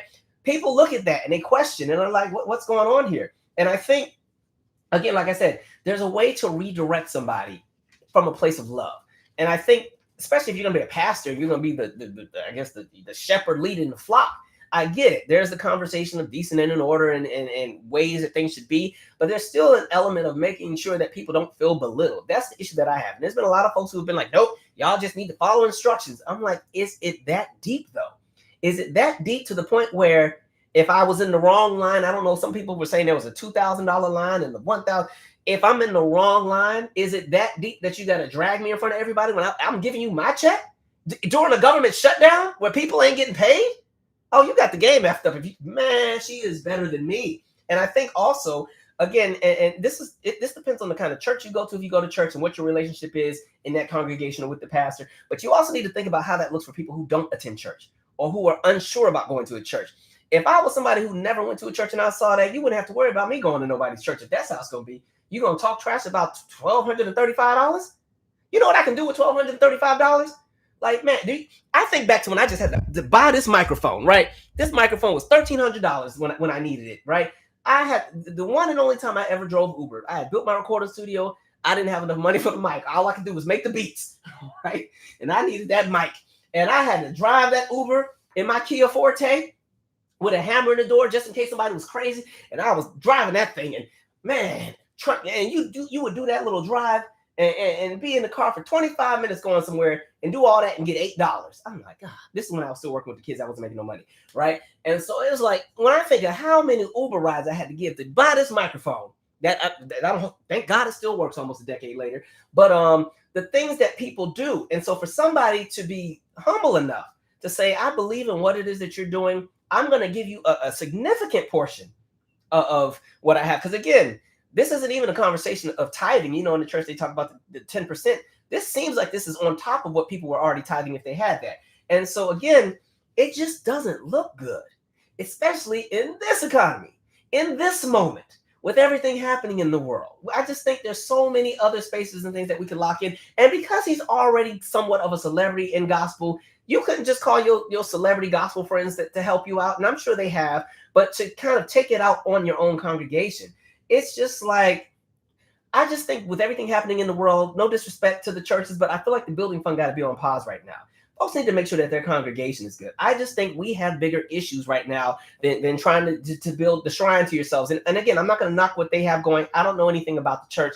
It seems like they have community initiatives, the construction project, they're building a school, they're building the community garden. Lovely, lovely. We love that, right? We love a church that does more in the community than just tell everybody to go into hell. But again, I just think in this space where white evangelical churches are all intertwined up in U.S. politics right now and in our government, right? Y'all are chewing out this lady about her $1,235 while Paula White is still summoning the African angels, right? To make sure that Orange Man stays in office, right? And so this is the same Paula White that a lot of black churches platform, right? She built her entire brand off the black church only for her to all of a sudden go and advocate and endorse the very politicians and the policy that oppresses black people collectively. Right. So you got smoke for $1,235, but you ain't got nothing to say about Paula White. In addition to the fact that we're now getting into a space where a lot of white evangelical churches are trying to get white congregation members to be fine and okay with what's happening to black Americans in this country and other groups of people in this country and folks who are being marginalized or vilified or targeted or attacked by ICE or snatched out of their apartments and all this other stuff, getting white American evangelicals to be okay with it. That's what's happening in the white church right now. But y'all are still over here fighting about $1,235, right? And so, again, chewing out $1,235, but I don't hear a whole lot of pushback when we're seeing this Joshua Haymes guy that is literally using the Bible to justify slavery. Can we go to the clip really quick? I just need us to look at the parallels of what's happening when we're talking about the church and where the focus is. So let me shift my gear really quick and go to this video. And I'm not going to play this whole thing because, again, I'm not trying to platform people. So we're just going to play a few seconds of this. But this is where we're at. All right. Institution of slavery is not. Hold on, let me go back. The institution of slavery is not inherently evil. I know. Some of you guys are upset by that. Some of you guys are saying, I've been saying that for years. Okay, I'll take it a step further. It is not inherently evil to own another human being. I know. Just wait. Some of you guys are really upset, but let's talk through this because it is very important that every Christian affirm what I just said. And not only should they affirm it, every Christian in today's society should be able to defend what I just said. All right, I'm going to stop it there. And so this is where we're at. So now that is a Christian blogger, leader, whatever you want to call him, on the white people side, right? So that's what's happening on the other side of the Christian aisle. But y'all are worried about $1,235, right? You literally have people that are leading movements that are making it so that it is socially acceptable and okay for us to remain in marginalized positions at the hands of our government through the lens of religion as its justification. And none of y'all, well, I'm not gonna say none of y'all because that's not fair. I don't think that's fair to people like the pastor at Alfred Street or the pastor of Community Hope and all those churches. But again, there are some who their focus is in all the wrong places. We have people and black preachers who are afraid to call Charlie Kirk what he really was because they want to, oh, he was our brother in Christ. No, he was not. He was not. He was a racist white man who decided to utilize the Bible and the white lens of Christianity to oppress other groups of people and then use it as a justification as to why it was okay to have those views. And then sprinkle a little bit of white Jesus in there to make it seem like it's all okay and we're all going to the same heaven. And you got a whole lot of black folks confused talking about they're a Christian before they're black. When, like we said before, white folks see themselves as white before they see themselves as Christian, which is why they vote the way that they do, which is why they move the way that they do, which is why you're not seeing the massive outrage when it comes to white America and what's happening in the United States. With everything that's happening right now, white America is silent. Yes, they had their lovely No Kings March. It was cute. It was cute, right? You know, they spent more time, and I'm not knocking them, but you know, they spent a lot of time working on their signs and their costumes, and they went out there, they sang, they said no Trump is a skunk, and whatever, this is what democracy looks like. And then when the permit ended and the protest was over, they all went home. And that's the end of that. 7 million people. That was lovely. Thank you for showing that you don't appreciate what's happening. But that's about the gist of what you're going to get from white America. They are not about to shake the table to try to change what's happening because they're comfortable with all this. And this is not to knock everybody, but understand. And Sister Soldier said this so good one time. When white folks are pissed off about something like abortion, they come out to the tunes of thousands of millions to go and fight it. They elect folks into office, they start whole movements, Tea Party, this, all these different groups, and they extremities. They got groups and they got poll watchers that show up with AR-15s to the voting polls to make sure that them Democrats and them liberals and everybody else doesn't get it. They go hard, right? We're not seeing that right now when you're talking about the pushback with all the stuff happening with Trump. This whole DEI thing where now as black people who are trying to get new jobs, you can't even get hired because they think you're a DEI hire, right? All of that's happening. Collectively, white America ain't saying anything. There's the handful. There are those who were at the march and singing and put on the dinosaur costumes in Portland. You got those folks, but folks aren't serious. Folks aren't really like that pressed about anything. And so that's what's happening. And then when you talk about what's happening with white Christian nationalism and how it's being weaponized against everybody who is not a white straight male, for me, I'm baffled that we're pissed off about 1235, but not everything else. And so that's what's throwing me off. And so for me, I just feel like the only time, unfortunately, a lot of these preachers want to get active is either if they're trying to collect money or they got smoke for gay people. That's the only time where the conviction comes out and they all of a sudden want to fight everybody. Any other time, they can walk on eggshells with everything else. They don't call out the racism. Half of these folks are starting to rub elbows with Trump because I don't know what is in the water, but something ain't adding up around here. And so I need folks to get it together. And again, this is not every black church. I want to make that very clear because we understand that the black church has always been a pillar of community activism. When we even just talk about the Montgomery bus boycott, the way that was able to successfully run was because it was organized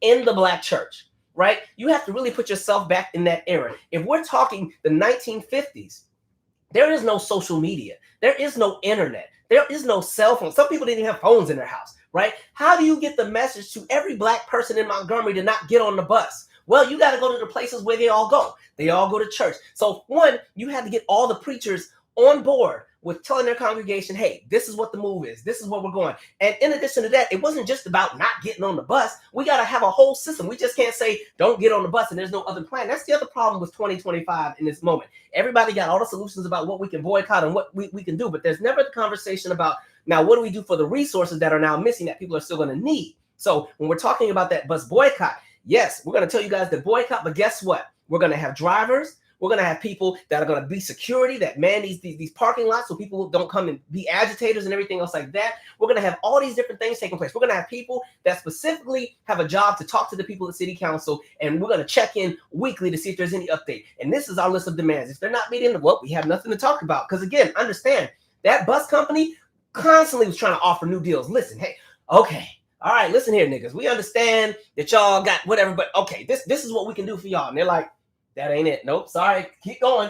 We're going to keep this going. And the church was the place where all of the messaging took place with regard to what to do next. Where are we going next? Which routes to look out for? What time you need to be here? What time you need to be there? What streets to stay off of? What businesses are also starting to give us a hard time about being with the bus boycott? These are the businesses to stay away from. Because remember, this is the era where a lot of black people worked on the white side of town. And so as it got to the point where white economy started falling apart in Montgomery and it started getting serious, again, city keeps offering all these deals, but it's not what the people ask for. We're literally just saying, hey, can we just get the decency to come on this bus and sit wherever we want? Can we get the decency to just be able to just walk in the bus from the front and sit down? Why do I have to walk to the front of the bus, put my money in, walk back out, go off the back door and come in on the side when sometimes the bus driver is going to ride off? Sometimes it's raining. It's too much nonsense. Why do I have to get up just because a white person came on the bus? I was here first, right? That was all they were asking for. And white folks didn't want to give them that, which is why the boycott lasted for 381 days. That's how hard-headed white people can be. They do not want to give us anything. We got to fight for everything. And so when I look at the Black church and I see that how the Black church was able to mobilize civil rights movements and leaders, because again, everybody wasn't on the same page. Everybody didn't have the same idea. There were definitely people who were like, F that, let's just go and pop, pop, pop, pop, pop, ready. And then you got to think about the collective or those in the collective who were like, I'm not about the bus, boycott the bus. How am I getting to work? I don't have time to wait for your carpool. I got stuff to do. Me. They had to put up with the folks who wanted to move as individuals when it was time for us to move as a collective and move as a community, right? And so when I think of the Black church, that's the image that I have in my head, which is why I do shout out and celebrate those churches that are doing the work. So you guys may have seen the pastor that's from Alfred Street Baptist Church that had went viral a few times after his comments about Charlie Kirk, to the point where the church was getting threats and everything else like that. But when you're talking about something or the work that like a place like Alfred Street Baptist Church does, they have one of the largest HBCU college fairs on the East Coast, right? I mean, it's massive. Some of the kids that went to my center got on-site admissions to some of the schools that they applied to going to that college fair, right? Or, the church I go to on occasion, Community of Hope AME out in Maryland, they do HIV testing, right? They're not going to sit here and say, well, we know people aren't supposed to be fornicating and having sex, but the reality is things happen. People indulge in drugs. People are born with different things happen. And so the reality is HIV and AIDS is still here. Let's not sit here and all of a sudden act like it's not something that hits our community. So let's make sure that we're giving adequate information about HIV testing and things like that to make sure that everybody is safe and everybody is healthy. And so all these,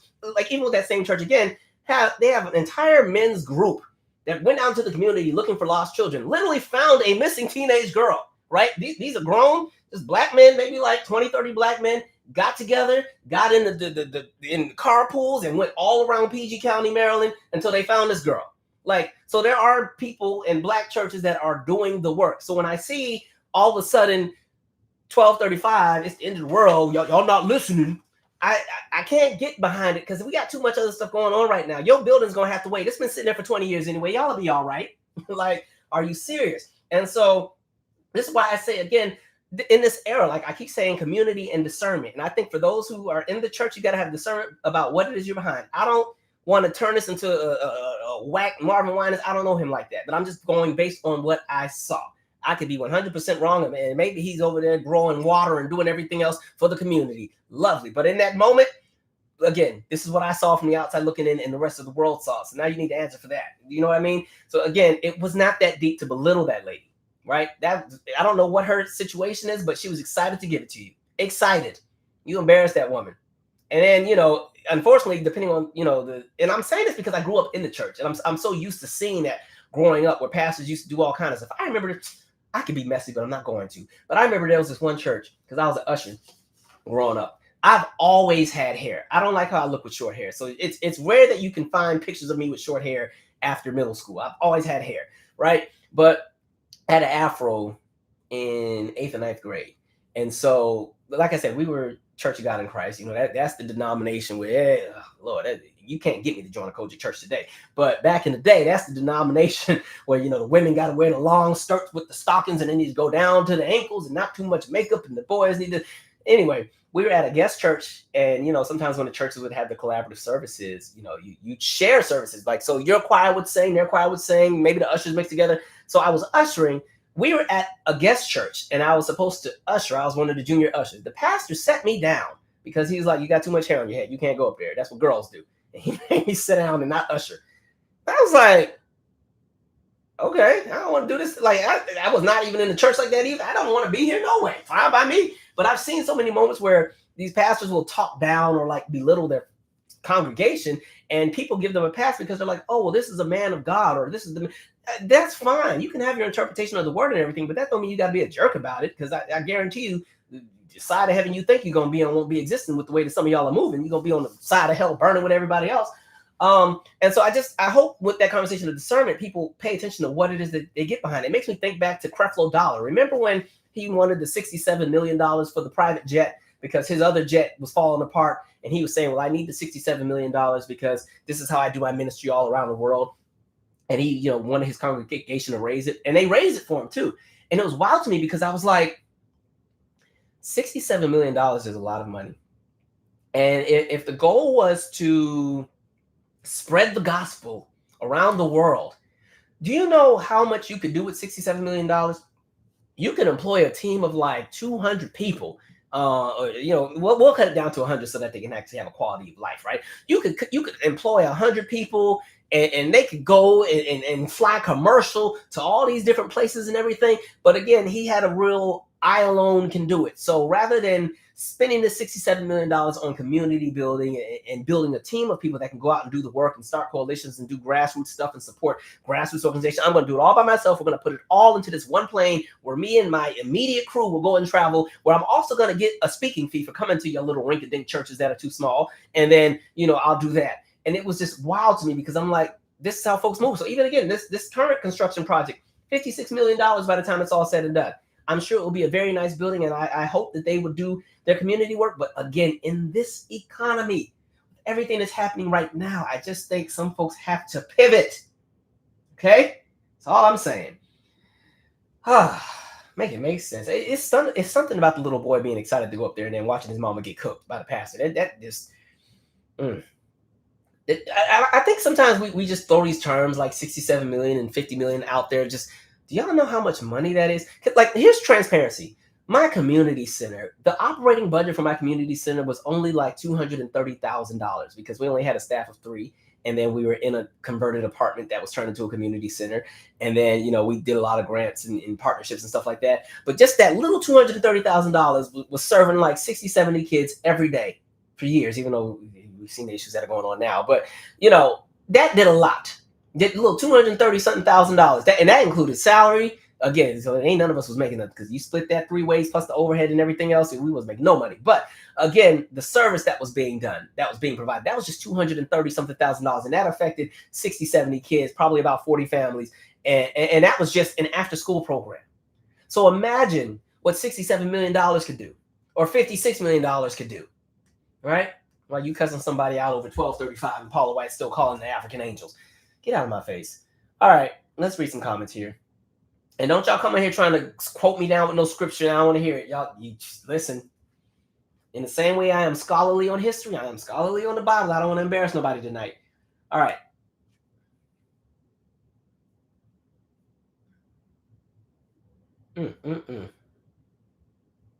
Somebody said, why so much money?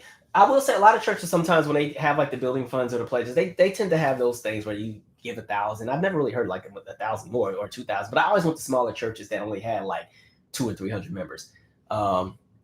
Let's see.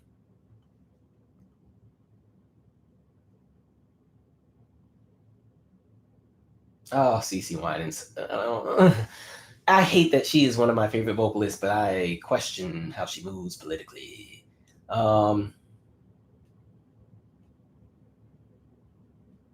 Let's see. Somebody said, my God, 56 million.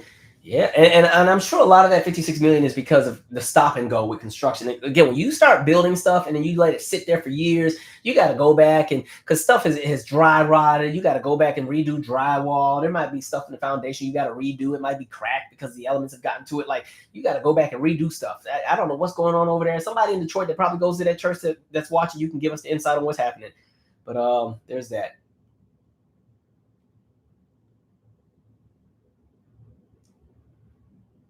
Somebody said, I don't feel bad for her because her I don't feel bad for her because her will be back there next Sunday crying and repentant with extra money for her. Yeah. Now I will say, I think the challenge that exists with spirituality is that everybody is searching for what makes sense, right? We're all, even if you're not a Christian or whatever you believe in, if you believe in something or if you have that spiritual connection, all of us are just trying to figure out how to make it in this world, right? And pray that there's something more once we kick the bucket in this life, right? That's the thing you hold on to with a lot of your relatives that unfortunately pass on. You live with the hopes that you'll see them again in some kind of realm, right? And so I think there's lots of people who have their spiritual convictions or have their beliefs, and they feel that what they're doing is getting them closer to God or closer to heaven or closer to what it is that they feel that they're supposed to get. And so there are people who do align, and that's how they move. And I don't know if I necessarily fault them. I just think, especially in this current era, because the world is such a terrible place, people need something to believe in or lock in with. And I think that's where that conversation of discernment comes in. Because I'm telling you, when she said I'll work on the extra 800, she's better than me, because I would have been viral by the time the words I would have had for him. Like, my God. I don't know. I don't know. I don't like when they do that embarrassing stuff. And then this is really left field, but it just makes me think of the Jim Jones church, because that's what he used to do. And only he was whooping his congregation. That's the cult leader that took all the people to Guyana. And what was crazy was that was a lot of black folks. And how he was able to pull everybody in. He did the whole like non-denominational, where everybody's church, everybody's welcome. And so it was the church that was supposed to be colorblind and raceless, and everybody come together. And so that appealed to a lot of black people who were looking for answers. True story. My father was a member of that church as a kid because his mom used to take him there. The only reason my father didn't end up in Guyana was because they didn't have the money to go. And then my dad's family on my mom's side was like, to my grandma, like, you are not taking, you crazy if you think that's happening. So they never went. So it's probably a good thing. Otherwise, you wouldn't be here right now. So, but no, it attracted a lot of people. Like, my daddy was even in the choir, and I don't know how, because my daddy couldn't sing as a child. He couldn't sing as an adult either. But yeah, so it's that church, it appealed to so many black people and pulled a lot of people in, because at one point it was this melting pot of happiness and joy and music, and all the kids and sang and play together. And then once Jim Jones started getting that drug habit and started getting crazy and became a narcissist, now he was punishing the members in front of the congregation, and they'd have to go in front of the congregation and confess their sins to everybody, and some of them was getting whooped and stuff. Crazy. And then, by the time they got to Guyana, it was, we saw what happened with that. So it's that's why I say discernment.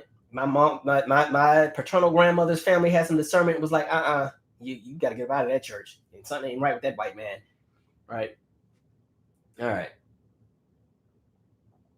Somebody said, I don't believe in elders, so he would have got disrespected right back. I match energy with whoever, pastor, president, etc. I do believe that, like, I think some people let titles get to their head too much, and I'm like, there's still a way to talk to people. Even, I'm always bringing up the kids. It's probably because I miss working with them. But, like, when I work with them kids, I never talked down to the kids or made them feel less than, even though I was the adult. If they were in the wrong, I could correct them from a place of love, where it wasn't, I'm going to embarrass them in front of the entire center and make an example out of them so nobody else does the same thing. Like, I just remember what it felt like to be that child to get yelled at in front of the classroom. So I never want to do that to other kids. And I feel like it's the same thing with adults if we're talking about the church and stuff like that. Yeah, I can respect you and your title, but you're not about to just talk to me any old kind of way because you think you're closer to God than I am. Because ain't no telling what you're doing behind closed doors when church is over. So please. All right.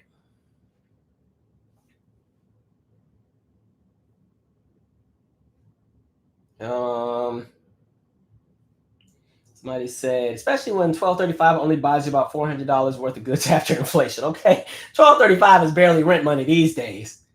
Man.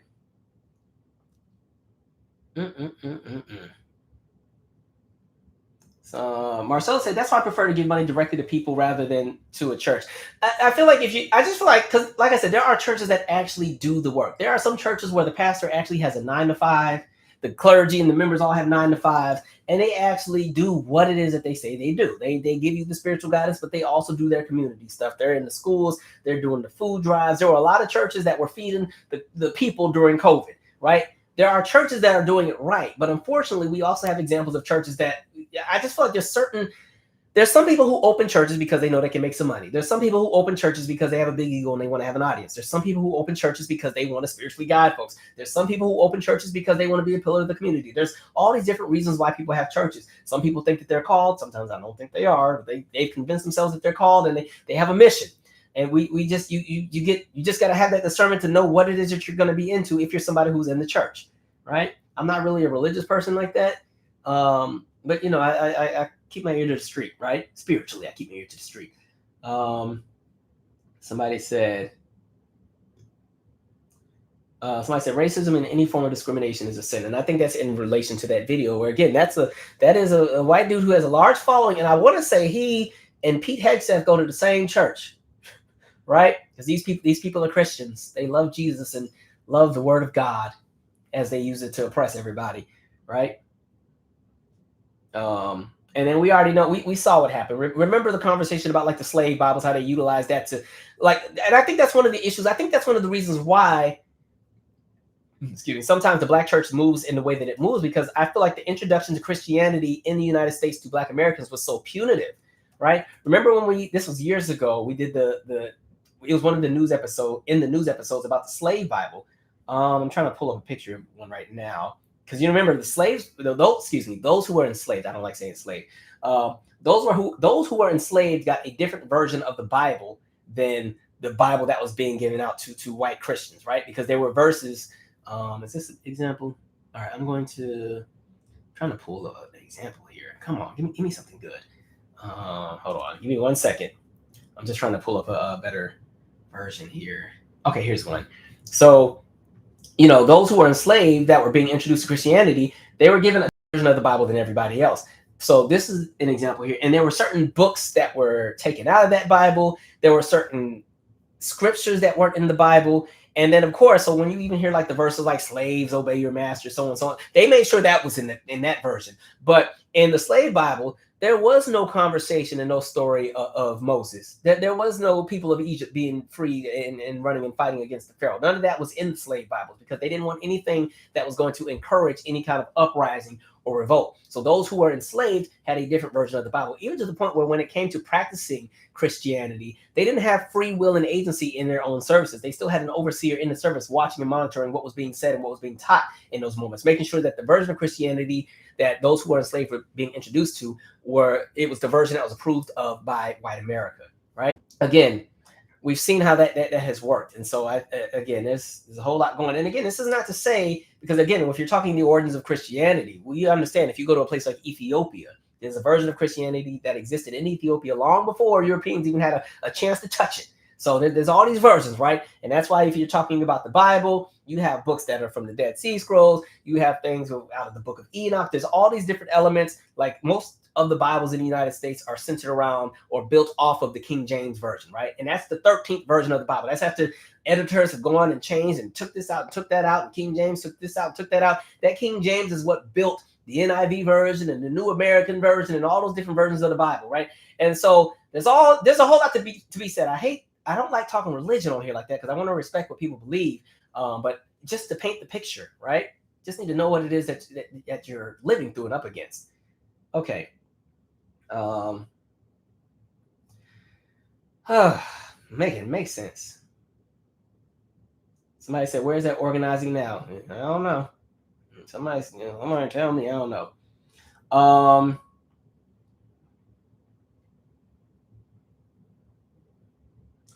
Inside Hockey Life 323 said, but this is directly from the Heritage Project of all that this little man is saying was on their website. Remember, the Bible was used to pretty much what we just said, to enslave us. That's in reference to the guy that was just saying that slavery wasn't a bad thing. The nerve to go on a platform and be that confident to say that. This is why I'm saying pay attention to how people are moving in this era.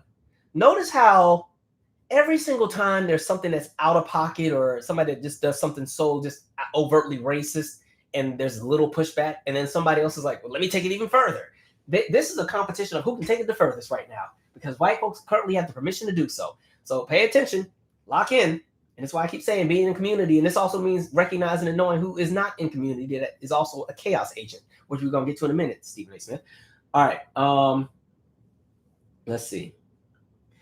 Coco Batty said, honestly, I think the church functions best when small.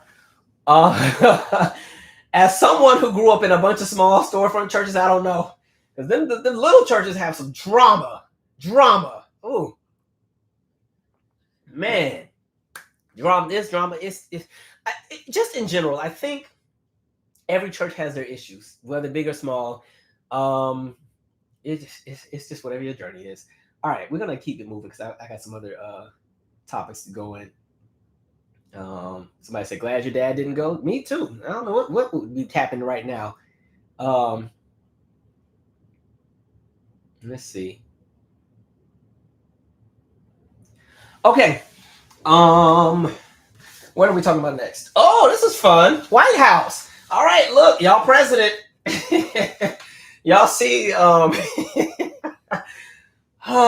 what is going on? You see that the president, they had the plans to do the extension of the east wing of the White House and create a ballroom. I'm just going to show a video real quick and then we're going to talk because, the president, he means business, right?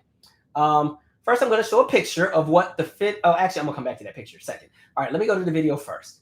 Hold on 1 second. I'm going to just talk over this thing. All right, let's see what our president's doing now. This is currently the White House. This is real. All right.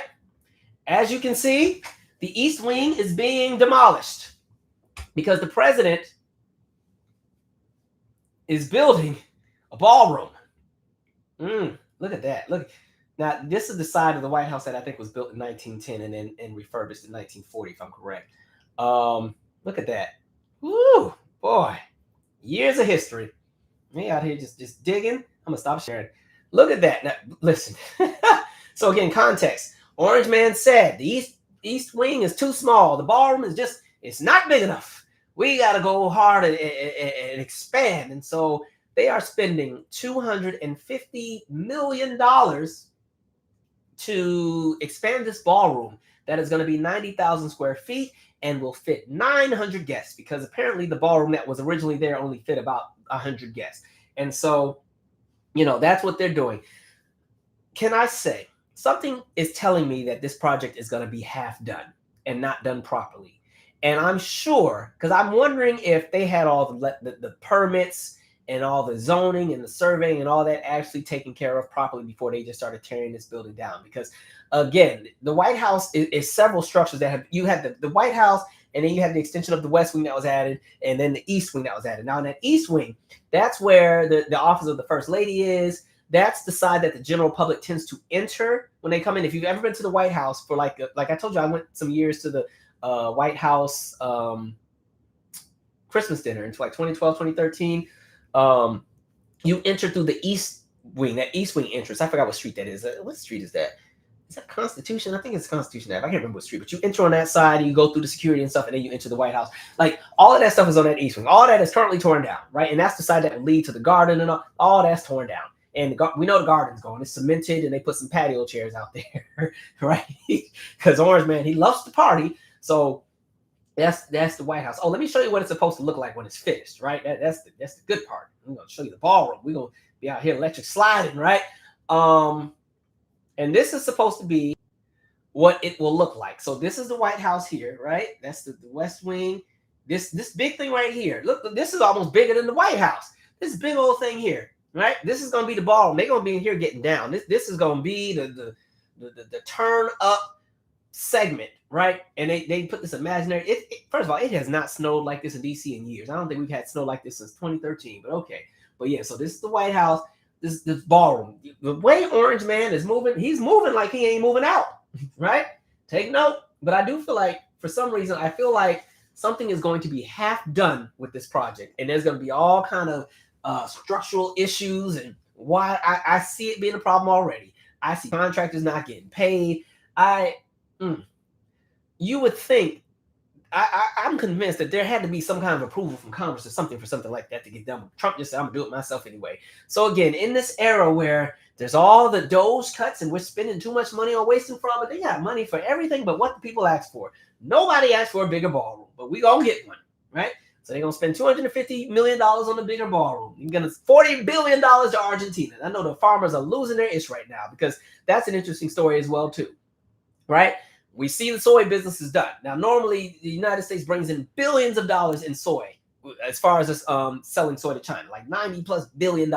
Because of the tariff and trade wars with China, there is $0 coming in. Zero. To the point where farmers need to bail out again. And so what do? Instead, Trump administration gives a first check of $20 billion to Argentina to help their infrastructure and help their problems and everything that they have going.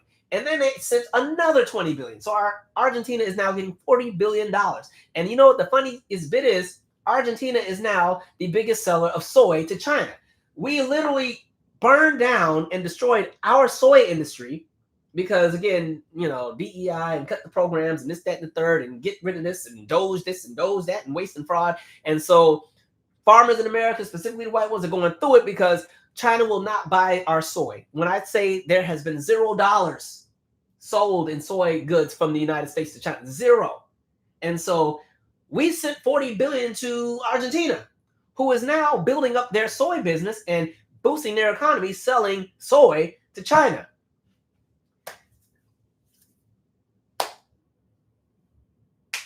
I don't know what to say. It's just this wonderful time we're living through. It makes sense. And I think what keeps getting me, especially with white farmers, is that y'all went through this the first time during the first Trump term. You went through it. He did the same thing. Y'all lost money. Half of y'all started going bankrupt. There was a bailout to bring you guys back on your feet. And so when there was an opportunity to, and again, every farmer didn't vote for this, but there's a significant portion of white farmers that did.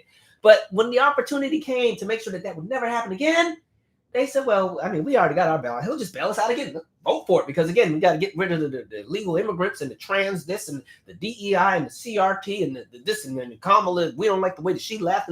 And so here you are. And there is no conversation of a bailout right now. Nothing. Only people getting bailed out are criminals, right? All kind of pardons. Pardons galore. But y'all ain't getting no bailout money. Good luck. Wild, wild times. Okay. Let's see what you guys are saying here. I gotta move on. We got a whole bunch of other topics, and I'm still over here talking my trash.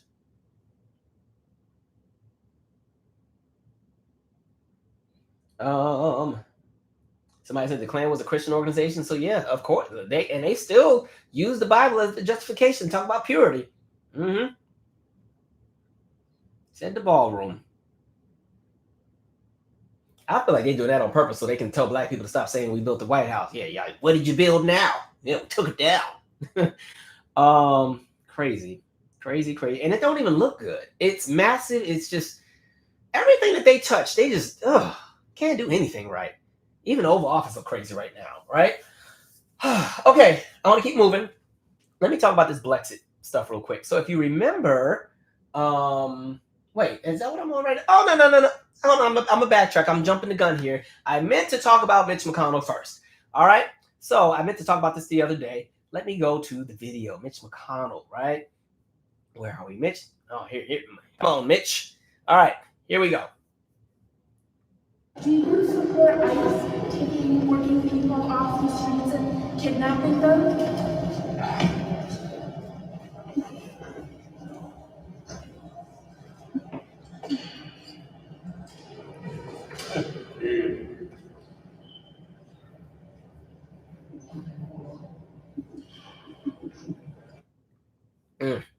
Anyway, I don't think he was fake falling. He really fell. He one step from out of here. But before I say my 2 cents, I just want people to remember part of the reason why we're in the nonsense we are in is because of that man. And again, when you see people who are so pressed to hold on to power that they literally got to be carried through the offices, we have a problem here. Let the position go, Mitch. It's time. But again, when you're evil and you're afraid of what's to come once you kick the bucket, you try to stay alive as long as you can, right? And he is fighting it. Just like Father Time is calling him home and just reeling him in, and he's like doing tug of war, just like, not yet. I must stay alive to destroy more things, right? And so remember, Mitch McConnell, I just want to go back to this example because this is what I'm always going to remember forever and a day when I think of him, all right? Let me go back to this clip here. So before y'all start feeling sorry, like, oh, you can't let the old man from falling. Nah, F all that. Nope, we not there no more. I don't have that kind of cut card right now. All right, here we go. The House passed a bill in May, and the Senate went on vacation. I mean, you just don't do that. You negotiate. Senator, it is a national crisis. Yeah. You knew that the coronavirus wasn't going to end at the end of July. We knew this. I mean, I just think you've got to. And here's the thing: if you want to call yourself a leader, if you want to call yourself a leader, you got to get things done. And those of us that served in the Marines, we don't just point fingers at the other side. We get the job done. All right. So, and for context, now that was during the debate when he was running for re-election. Now, what she had just done was she explained everything that his people did wrong during COVID and how many people died as a result of it. And what was his reaction?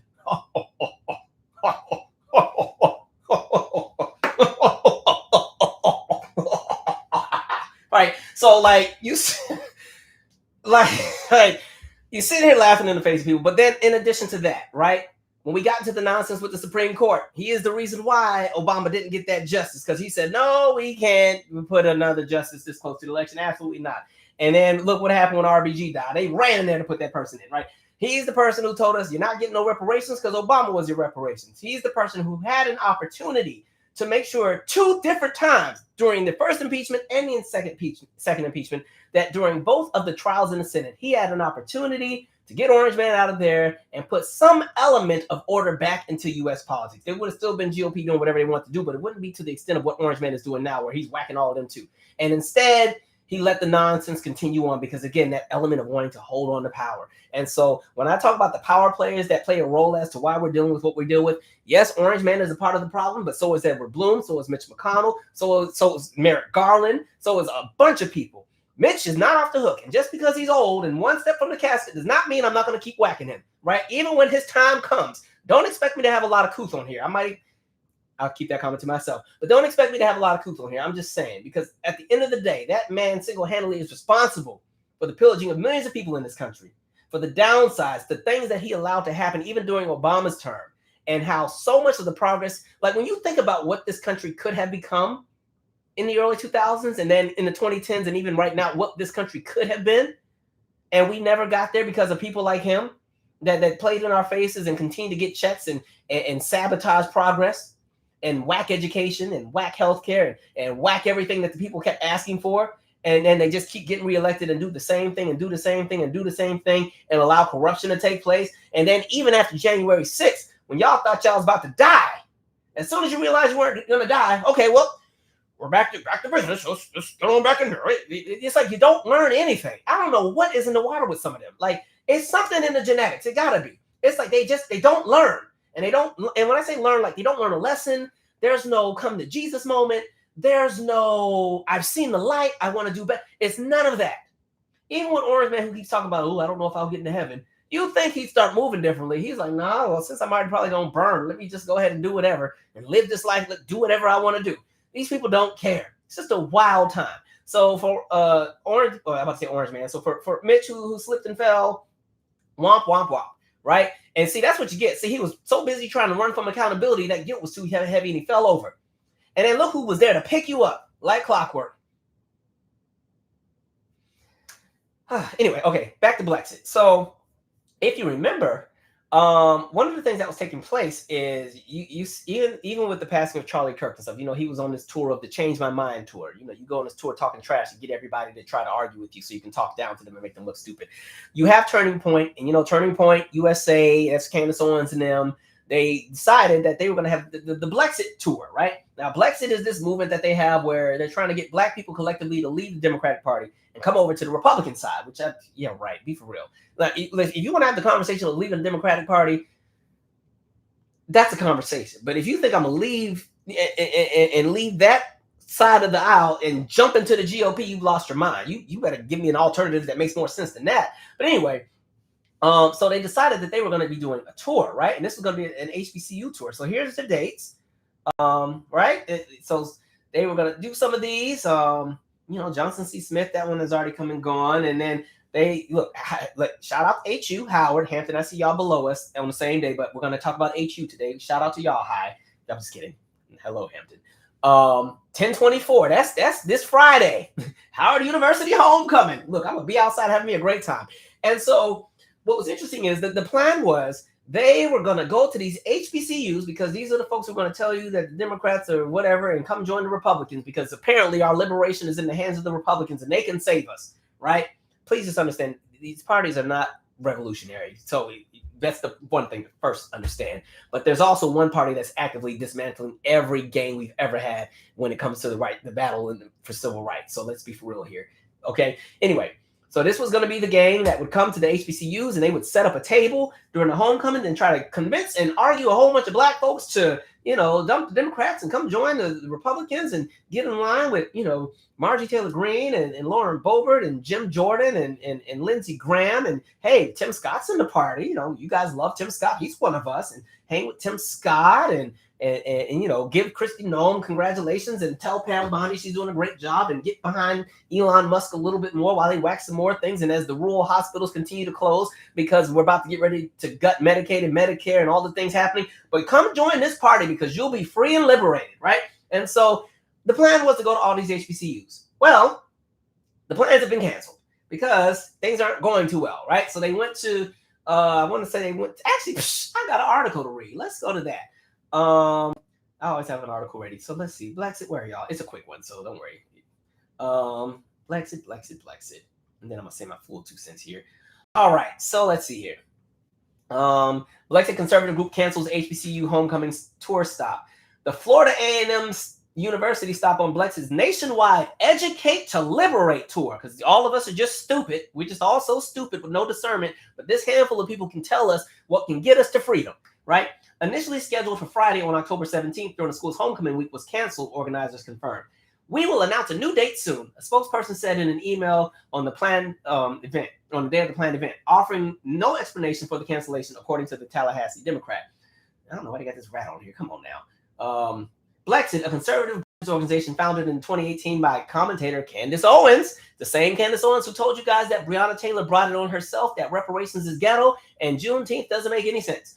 That Candace Owens. And that George Floyd died because he was a drug addict, and that's what really killed him. And instead of us all seeing him get a knee on his neck for 8 minutes on camera, she decided to create an entire documentary to paint this man as a drug user, and it was the drugs that killed him and not the police officer, and that they should all be free. And she also reminded us that white lives matter, right? Anyway, and now affiliated with Turning Point USA, aims to foster political dialogue on historically black college campuses. Turning Point USA, established in 2012 by conservative activist Charlie Kirk, right, promotes free markets, limited government, and other conservative values on high school and college campuses. Okay, enough about Charlie Kirk. Just get to the next. Okay. What HBCUs will be on the Blexit tour? All right, we already said the flyer, so I'm gonna skip that part. Okay. What is Blexit? Candace Owens, who has spent several years campaigning for what she calls a black exit or Blexit from the Democrat Party, and says which she says is permanent victimhood. They love that phrase, something about victimhood, right? She said Blexit is a renaissance, right? Blexit is the black exit from the Democratic Party. It is a black exit from permanent victimhood. The black exit from the false idea that we are somehow separate from the rest of America. Candace, be for real. Okay, that's the whole article. I want to say this too, by the way. When it comes to people that are black that vote Democrat, I don't think black people have a religious loyalty to the Democratic Party. I just think people have seen cause and effect, and the discernment is what makes them say, well, listen, we see what you're stripping away. We see how much you criminalize us. And again, Democrats, to me, they're no revolutionary party, right? They are not going to be our savior either. But at the moment, there's a little bit more leverage with them than the other side. It's not a whole lot, but again, you got one group actively dismantling everything we ever fought for. You have the other who's trying to somewhat fight for it, but they ain't fighting for it hard enough to my liking. Here's my thing. When you're in community, there are certain things that don't even have to be said that's just collectively understood. One thing that would definitely be collectively understood is that HBCU homecomings are a place of joy. They are a place of good music, food. They are a place where you see folks. Look, my 15-year class reunion is this year for Howard. Like, people you haven't seen in 15 years. To think that you're gonna set up your little table and say whatever about DEI and something, and think people are gonna stop and talk to you at your table. Nobody is thinking about y'all. And it's just very interesting that these groups continue to purposely go and try to provoke folks. Listen, if your message stands out in the way that you want it to stand out, people will come to you, because the other thing is, understand, HBCUs are not political establishments. Even at Howard had its own different political groups. There was the Howard Republicans. They had a whole club, a whole group. They used to meet. I forgot what days they used to meet. There was the Howard Democrats Club. There was the Howard Socialist Club. There was the Communist Club. There's all these different political groups. HBCUs don't endorse any political anything. They do have conversations. They do teach history. The students have their own discernment to make and pick and choose what it is that they want to believe in or how they see things politically. And again, because of the conversation of cause and effect, they make their own choices. But for some reason, people within this Blexit movement love the idea of painting black people to either be too uneducated to understand reality. They love to use terms like low information voters, or again, the conversation of victimhood. And I do want to clear this up. I'm tired of people using the conversation of victimhood as a sign of weakness. Unfortunately, this is the reality. Black Americans are victims to the federal government of the United States. And there's nothing wrong with acknowledging that. I don't know why we all of a sudden paint that as a sign of weakness. That's just a sign of the condition that we have lived under. We are, well, it's now finally changing as of 2025 with this current administration. But before Orange Man got into office, Black Americans, as well as Native American groups, were the only two groups in this country where the federal government actively worked against our livelihood, actively worked to oppress us. Even in modern times. Now we're seeing additional groups be added. But again, we have always been, us and the Native Americans have always been the only two groups, and at least Native Americans got, well, some of them got reparations. We ain't even get that, right? We got whatchamacallit. We got whatchamacallit in Savannah, Georgia at that time. What's the thing called in Savannah? Field order, what's the field order number, y'all? Was it field order 15? Either way, that was the 40 acres in the mule. Some of us got a few of that, and then they took it right back. Right. So when you're talking about slavery and its end results, sharecropping and its end results, the black codes, convict leasing, just everything under the sun, redlining, the covenants, what's happening within education as far as, separate but equal, what happened with JavaScript, everything under the sun, the policy, everything that was there. We are a victim to what that is. And for some reason, they keep trying to paint that as a sign of weakness and trying to empower us by all of a sudden pretending that none of that happened. And let's just run behind whoever it is that's paying them, right, to spew this nonsense. Let's just run behind them and be all happy because we're all good. I'm like, you're literally going to an HBCU. Why do the HBCUs exist? Answer that while you're talking about victimhood, right? Because if things were the way they were supposed to be, we wouldn't have ever had to have HBCUs because we would have had opportunities to go to any school we wanted to go to. But anyway, going back to my point. So if you were in community, you understood how it worked, you would know that homecoming isn't the appropriate venue to all of a sudden set up a table and try to start some stuff. Because again, folks are busy anyway. Folks are going to be out there strolling. There's going to be vendors out there selling their different products and their beads and their clothing lines and their vegan food options and the books that they've published. And folks are going to be doing this and the Greeks are going to be doing their thing. And this person, I ain't seen you since 2000. Nobody is thinking about y'all at that table trying to argue. Nobody want to argue with y'all. Go on somewhere, right? And so it's just interesting that that's how they move. And so again, I saw that already being a disaster. And I said that at first because people thought that, oh, these are going to end up becoming violent and it's going to be fights and stuff. Honestly, nobody's going to pay them any attention. And that's pretty much what happened. There was one that actually did take place. And again, nobody paid them any attention. I think that's the one that was on September 25th. Folks were like, oh, okay, that's some crazy folks. And they kept moving. Now, I'm going to say this because I'm going to be outside on the 24th. If I go out there and I see a Blexit table, I might actually have a little bit of fun at that table. I don't know. But no, I'm just kidding. I just feel like homecoming is, again, a space of Black joy. And that's what it tells me everything I need to know. That you, as a Black person, show up to a space of Black joy to try to stir chaos. That tells me right then and there you are not a part of community. That tells me right then and there that you are a part of something else. And there's some kind of propaganda or some kind of movement that you're trying to build. And you chose that moment to do so. Right? The one, especially in these moments with everything happening in the world, people need a little bit of joy right now, right?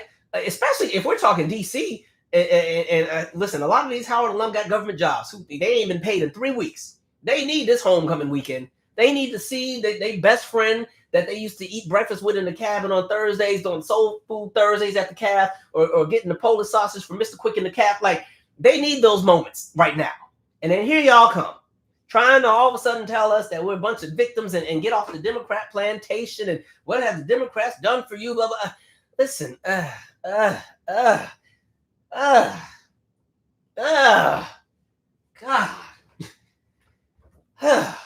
And then they be doing all that, and then it's still being called all kind of niggas by white folks every day. Like, they be doing this all day, and then they get into them white spaces and get reminded very quickly that them white folks don't want them around either. I keep thinking of all those times where I see the clips of Myron Gaines going in those little white nationalist groups, and then they call him all kind of sand-in words and get out of here. What are you doing here? Or even what's the twins, them Hodge twins? Yeah, them two who did a rebrand. Last time I remember seeing them, they were auditioning for Tyler Perry. Fast forward some years, now they like some white nationalists. But it's those two twins that I think they're biracial.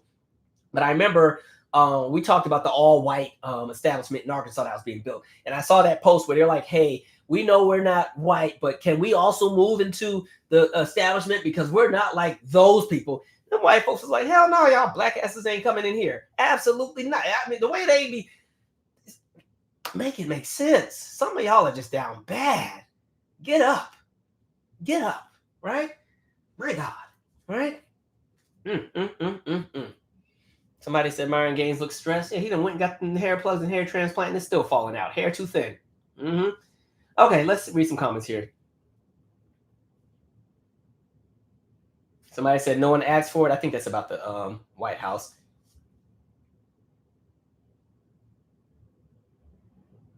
Somebody said Diddy pardon next. I saw a story where they were saying that there was communication about the White House pardoning Diddy, and then the White House said, well, you ain't about to pardon him. So I don't know what's going on, but TMZ and the White House are fighting about it. So let them both fight.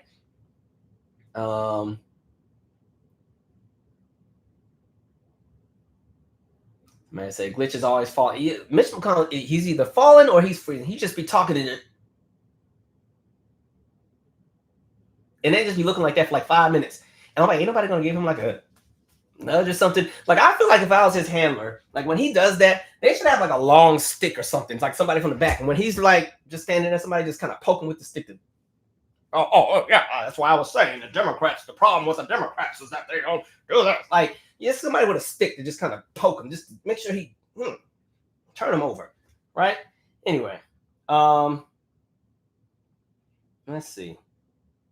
Somebody said he'd be cackling like a Disney villain. The fact you sit there and laugh, the lady done told you all the people that done died under your watch, you gonna sit there and laugh. That's fighting action, right? Right? That deserves a punch in the heart, but that might actually take him out. But that's stuff you fight over, right? That's some tacky stuff right there. All right.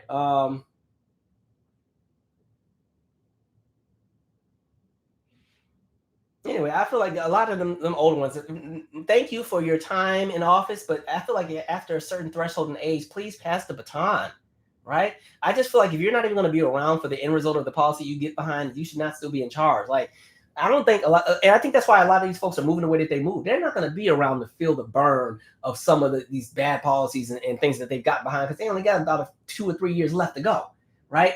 And so that kid that's 4 or 5 years old, who's going to grow up in a world where Head Start is no longer a thing because it was cut and canceled, and they didn't get those extra years before they started kindergarten, and then they go to kindergarten, they're a little bit behind because the parents, unfortunately, I don't know, maybe weren't in a capacity to teach them things that they could have learned in Head Start, maybe because the parent already works 2 or 3 jobs, because in this era, now you got to have a 9 to 5 and a side hustle and a part-time job to pay your rent.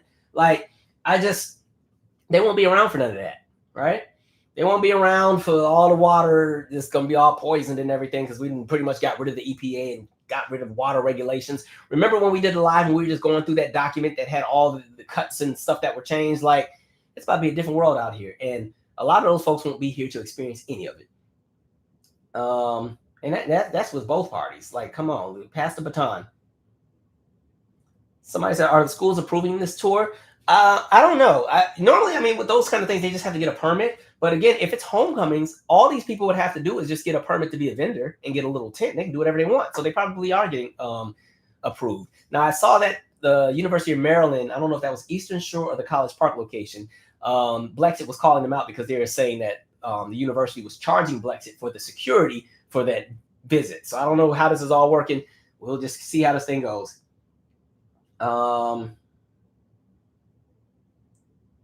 Let's see. Somebody said everything is becoming right-wing podcast bro tours because everybody's trying to fill the lane of Charlie Kirk because there's money to be made. So everybody's trying to, again, a conversation of who can be the most terrible and build the biggest audience. Well, that's why you see Nick Fuentes working so hard to get a bigger platform. Somebody said you forgot Officer Tatum. He really got his wake-up call and still ignoring it. I don't even know if I know who Officer Tatum is. Hold on, let me Google who that is. Because I keep thinking of the Captain Crunch guy, Sheriff. What's the guy? You got, it's the bald guy with the thick mustache, and he got like the Captain Crunch shoulder thing. That's what I keep thinking of. Let's see, Officer Tatum. Who's that? No, that's not it. That's Brandon Tatum. Hold on. Who is this? Officer Tatum? I don't know who that is. I'll figure it out later. Okay. All right, let's keep it moving. So, don't want to tell this story. I'll share this quick one. All right, so I saw this clip on TikTok with this girl that was talking about what she wasn't allowed to watch on TV as a child. I found this very interesting, and I think there's a theory behind it. So let me share. This is only like a 30-second video, by the way. All right, I'm going to share this. All right, here's some sound. You know what's so crazy about racism is that growing up, I was not allowed to watch The Proud Family. Like, I was not allowed to watch Sister. I was not at my dad's house anyway. My parents were divorced. My mom didn't give a fuck. I was not allowed to watch The Fresh Prince of Bel-Air, like at my grandmother's house. We would be watching The Fresh Prince of Bel-Air this is crazy. Actually, as I'm saying this, memories are flooding back. We would be watching The Fresh Prince of Bel-Air or That's So Raven or whatever. And we would have like a different movie on, like, programmed to the like last. Remember how you could just hit last and it would flip back? And when we heard someone walking down the hall, we would hit last and switch back over. And that's just crazy. That is wild to me. Are we really that threatening that y'all can't even watch us on TV? When she said that she had the channel set to like previous channel just in case her parents walk in, you know, coming of age, that was something I think us young men used to do when we were watching stuff we weren't supposed to be watching, right? You know, HBO after 11 o'clock on a Friday night, hey, right? But not Fresh Prince, Proud Family, That's So Raven. And I think what it is, when you look at those shows, those are all shows that kind of show a black family that is living somewhat well. I think there's some people who just, they don't even want that imaging out there because they have to convince themselves that, again, they are the top tier in everything. And when there are others who may have more than them, then that goes against what the social contract was supposed to do. And so, no, you can't watch no Fresh Prince. You can't watch no That's So Raven. You can't even watch, it's a cartoon. You can't even watch the cartoon. Nope. Hell, and Proud Family had a white character. You had the white girl that was in the group. Nope, not at all. And so that is wild to me.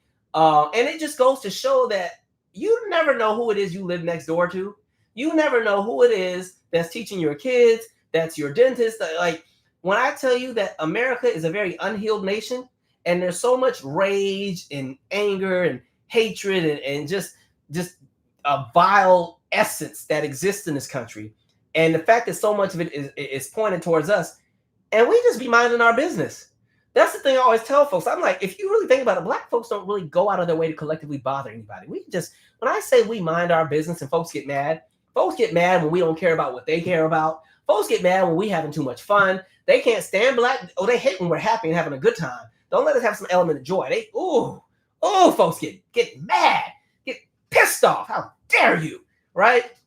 They hate that we sometimes, even when it comes to our collective language, how our language, our vernacular shifts and evolves over time, and there's never any written rules. We just know and go with the flow. And that pisses people off for some reason.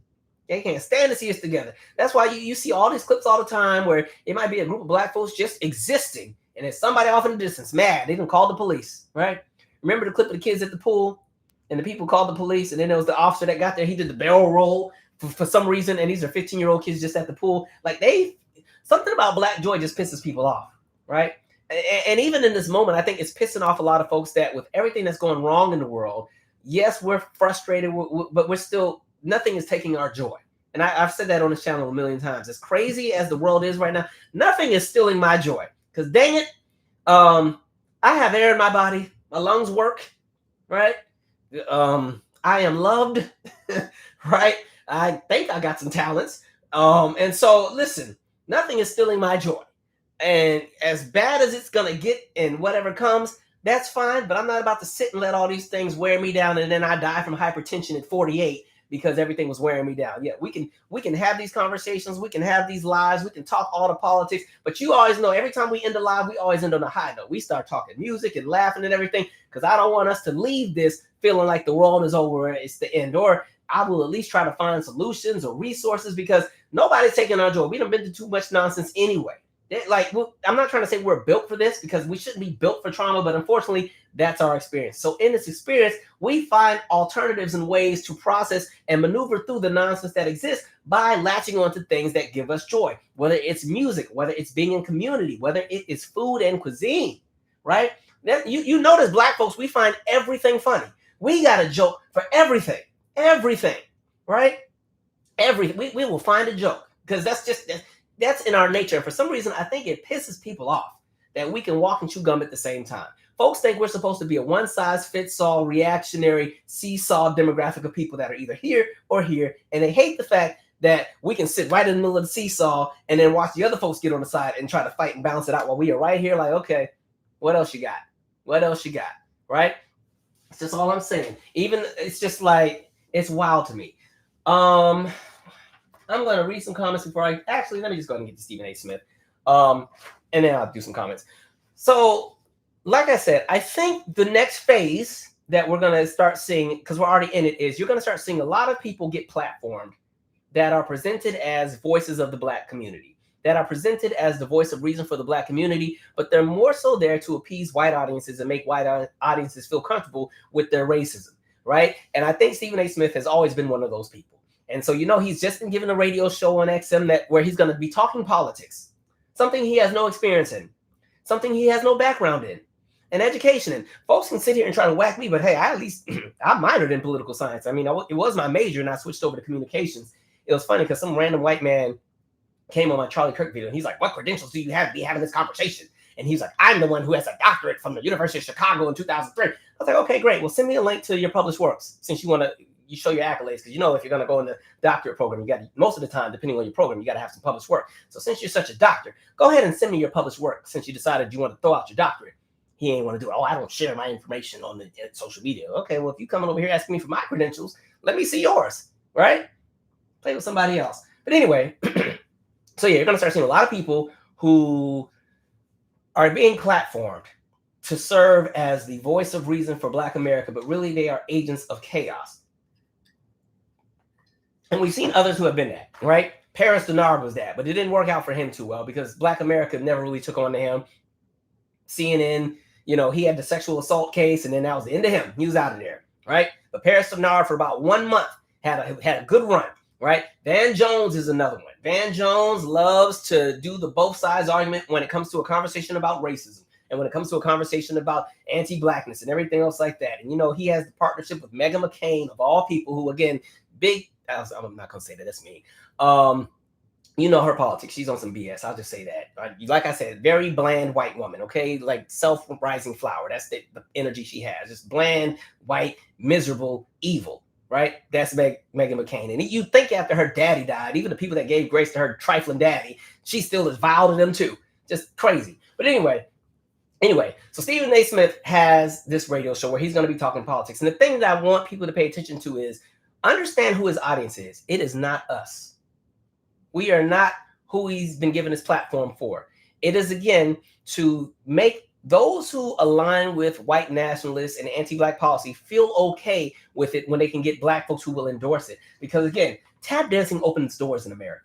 Notice that the biggest tap dancers are getting the biggest checks. Van Jones, Candace Owens, they're getting checks to go out here and spew this foolishness, right? And so they always do this thing where a lot of times they will platform people who don't have the range for the conversations that they want to lead, but they're saying the things that white America wants to hear. Think back to even when they gave Charles Barkley a political show with Gayle King, even though that lasted for a day, right? Charles Barkley.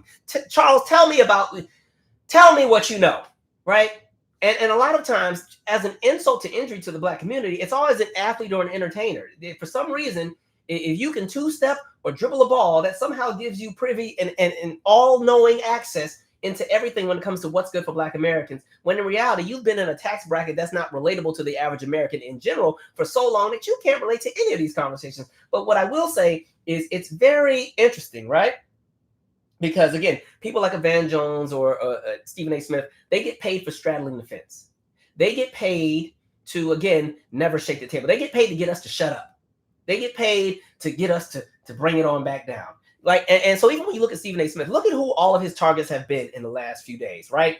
You know, he's been whacking Kamala for the longest because she's on her book tour. He's been whacking Jasmine Crockett because he doesn't like the way that she presents herself, and he thinks she needs to bring her tone down, and she needs to work with Trump. When in reality, if you knew how politics work, because she is not what you call somebody who has seniority in Congress, she's not going to be one who meets with Trump. You would have to actually have the people who are in seniority within the House or in the Senate. That's Schumer. That's Hakeem Jeffries. That's the people that are more so at the head of the party in their respective ends, depending on which chamber they're in. So Jasmine just can't call Trump and say, I'm meeting with you. And he's not going to meet with her anyway. He already thinks she's low IQ because white folks love to talk about IQ when they talk about black folks, right? So he loves to go after Jasmine Crockett because he doesn't like the way that she's fighting. And she needs to have more poise. He's going after LeBron James's wife. Made up a whole rumor about her sleeping with Rashad Lewis when it wasn't even true, right? He spent time going after Serena Williams. And I enjoyed watching her husband whack him with his wealth, right? I usually don't like watching white folks whack us like that, but that was deserved for Stephen A. Smith, right? And so you see how he moves. I'm like, you have more smoke for black women than you did for Jerry Jones. Jerry Jones was literally caught. Remember, this was a few years back, the image of the students that were being taunted by the racist white students in Little Rock, Arkansas. Remember Little Rock 9? And then they found that picture, and who's in the background taunting the black students? Jerry Jones. And guess who couldn't wait to rush and defend Jerry Jones? And you guys are being too hard on him. And this man has done so much for black folks. I'm like, he ain't done nothing for us. He told us we couldn't even stay in the locker room if we didn't want to stand for the national anthem. Told us toes to the line, right? Running the slave auction team of the Cowboys. Get out of here, even though they just beat the Commanders, whatever. Anyway, and so you have more smoke for Jasmine Crockett and all of them than Jerry Jones. And it's interesting because, again, he's the same person who told Black America that we would just have to adjust to the racism that was here. That was recent, right? Do we just need to adjust to the racism that's here?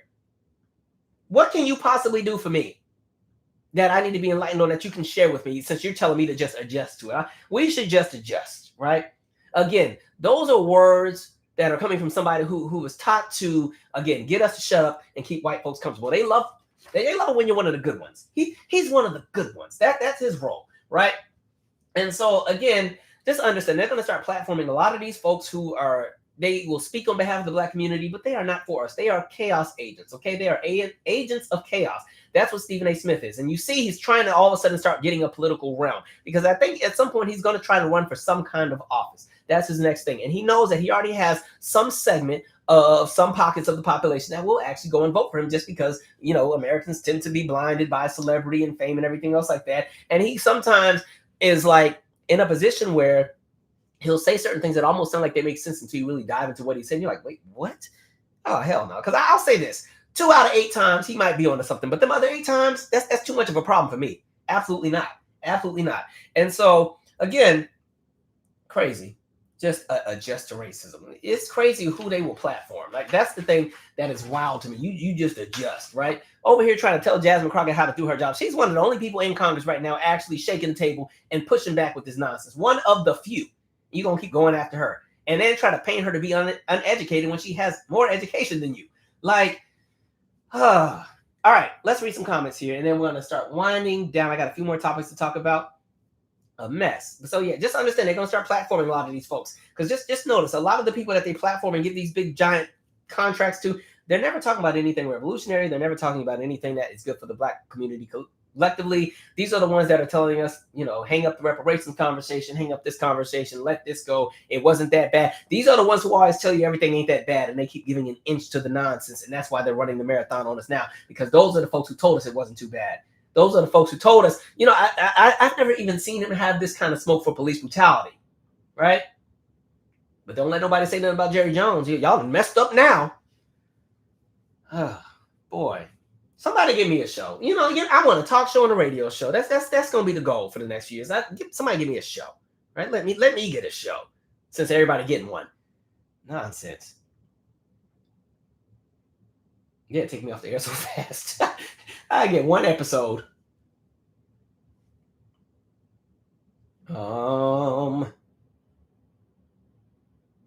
Sarah, you said, so you're saying tap water is contaminated? Well, what I'm saying is because the EPA does not have the same push and pull that it did 10 years ago, there have been a lot of regulations that have also just been canceled and changed within the last few months under the Trump administration, where there's regulations that have shifted. I don't remember which live it was on, but we did one where we just talked about some of the things that have changed within the EPA. I'm going to guess it was maybe 4 or 5 lives ago, but it would be the live where I'm talking about Tennessee specifically the data centers around Memphis. So if you can find the live that I did where I was talking about the data centers being constructed in Memphis and how it was affecting the elementary school that was nearby, I think it's that live where we just talked about all of the EPA regulations that have been gutted and cut down, which again, now give corporations and businesses more leeway to do whatever they want. That also includes conversations about zoning. The EPA had it set up where even when it came to zoning laws, you couldn't build factories and everything within a certain proximity to houses and schools and places where the people gather. But a lot of that has been seam ripped, gutted. Folks can do whatever they want now. And with the rise of AI and the amount of water that it uses, right, it's only going to get worse as they continue to make all these data centers. So yeah, our water. And then again, what pisses me off, if we remember, this is also now canceled at this point. The Biden administration had pretty much stated that all of the major metropolitan cities, I want to say, had until, I don't remember the year. It was either like 2027 or 2028 to replace all of their lead pipes. That was one of the main things Kamala, as vice president, was doing. When folks always be like, well, what was she doing? That was one of the main things she was spearheading, was replacing all the lead pipes in the United States, because there are that many of them, millions, right? That was one of the things that there was funding for. That's one of the things that the Build Back Better bill funded, was to replace all of the lead pipes. Okay, when we're talking about the Flint water crisis, one issue was the source of water that was coming into the city, but the other issue was that you had the corroded pipes with lead, and that was one of the main issues that was really messing with people, because again, lead poisoning is irreversible. And so there was that. And then when people kept saying, well, why can't the people in Flint just move if it's that bad? Because you got to sell your house, but your house isn't worth anything if all the pipes are corroded and have lead poisoning and lead issues, because nobody's ever going to buy the houses. And so there's just so many things. Like when I say all this ties together, and again, everybody wanted to be tit for tat and become one issue voters at this moment in time. And here we are. So, you know, rather than spending all day whacking and cussing people out about it, we just got to press through it and fix the issues. That's where we're at right now. Thank you, Keefus. It was Sheriff David Clark. That was who I was talking about. That's the bald black dude. He's had real thick mustache, and he would wear all these badges and gadgets and stuff. And some of these badges didn't even mean anything. These were like custom made, right? And so I just remember when he did the GOP convention in 2016, he went up there and he's like, the first thing I want to say is Blue Lives Matter. Because for some reason, when folks tap dance, they always got to be extra pissed off about the tap dance. And they got to make it seem like they really mean business, right? You ever notice that? Like, even Candace Owens and all them, when they start whacking black folks and everything we do, they come in on 10. I mean, they are just disgusted with us. Disgusted. They got to really show these white folks that, like, I am not like them. I am so different and special and enlightened, and I must. So, yeah, Sheriff Clark used to be out there just Blue Lives, man, just pissed off. I'm like, why are you so mad? And then he had all that dye in the beard and everything. Some jet black dye. That was that Just for Men, but he had like a double dose of it. Like, okay. They get pissed off when they do it. Paris Denard used to do that too. Every time he'd have to say that BS on CNN, he'd be so mad that he was saying it. It was like, you don't even sound convincing. You sound like somebody got a gun to your head saying this. That check, they cast that check, I tell you that. Okay. Somebody said anti-blackness runs deep. It certainly does. Somebody said they can never leave us the F alone. They don't.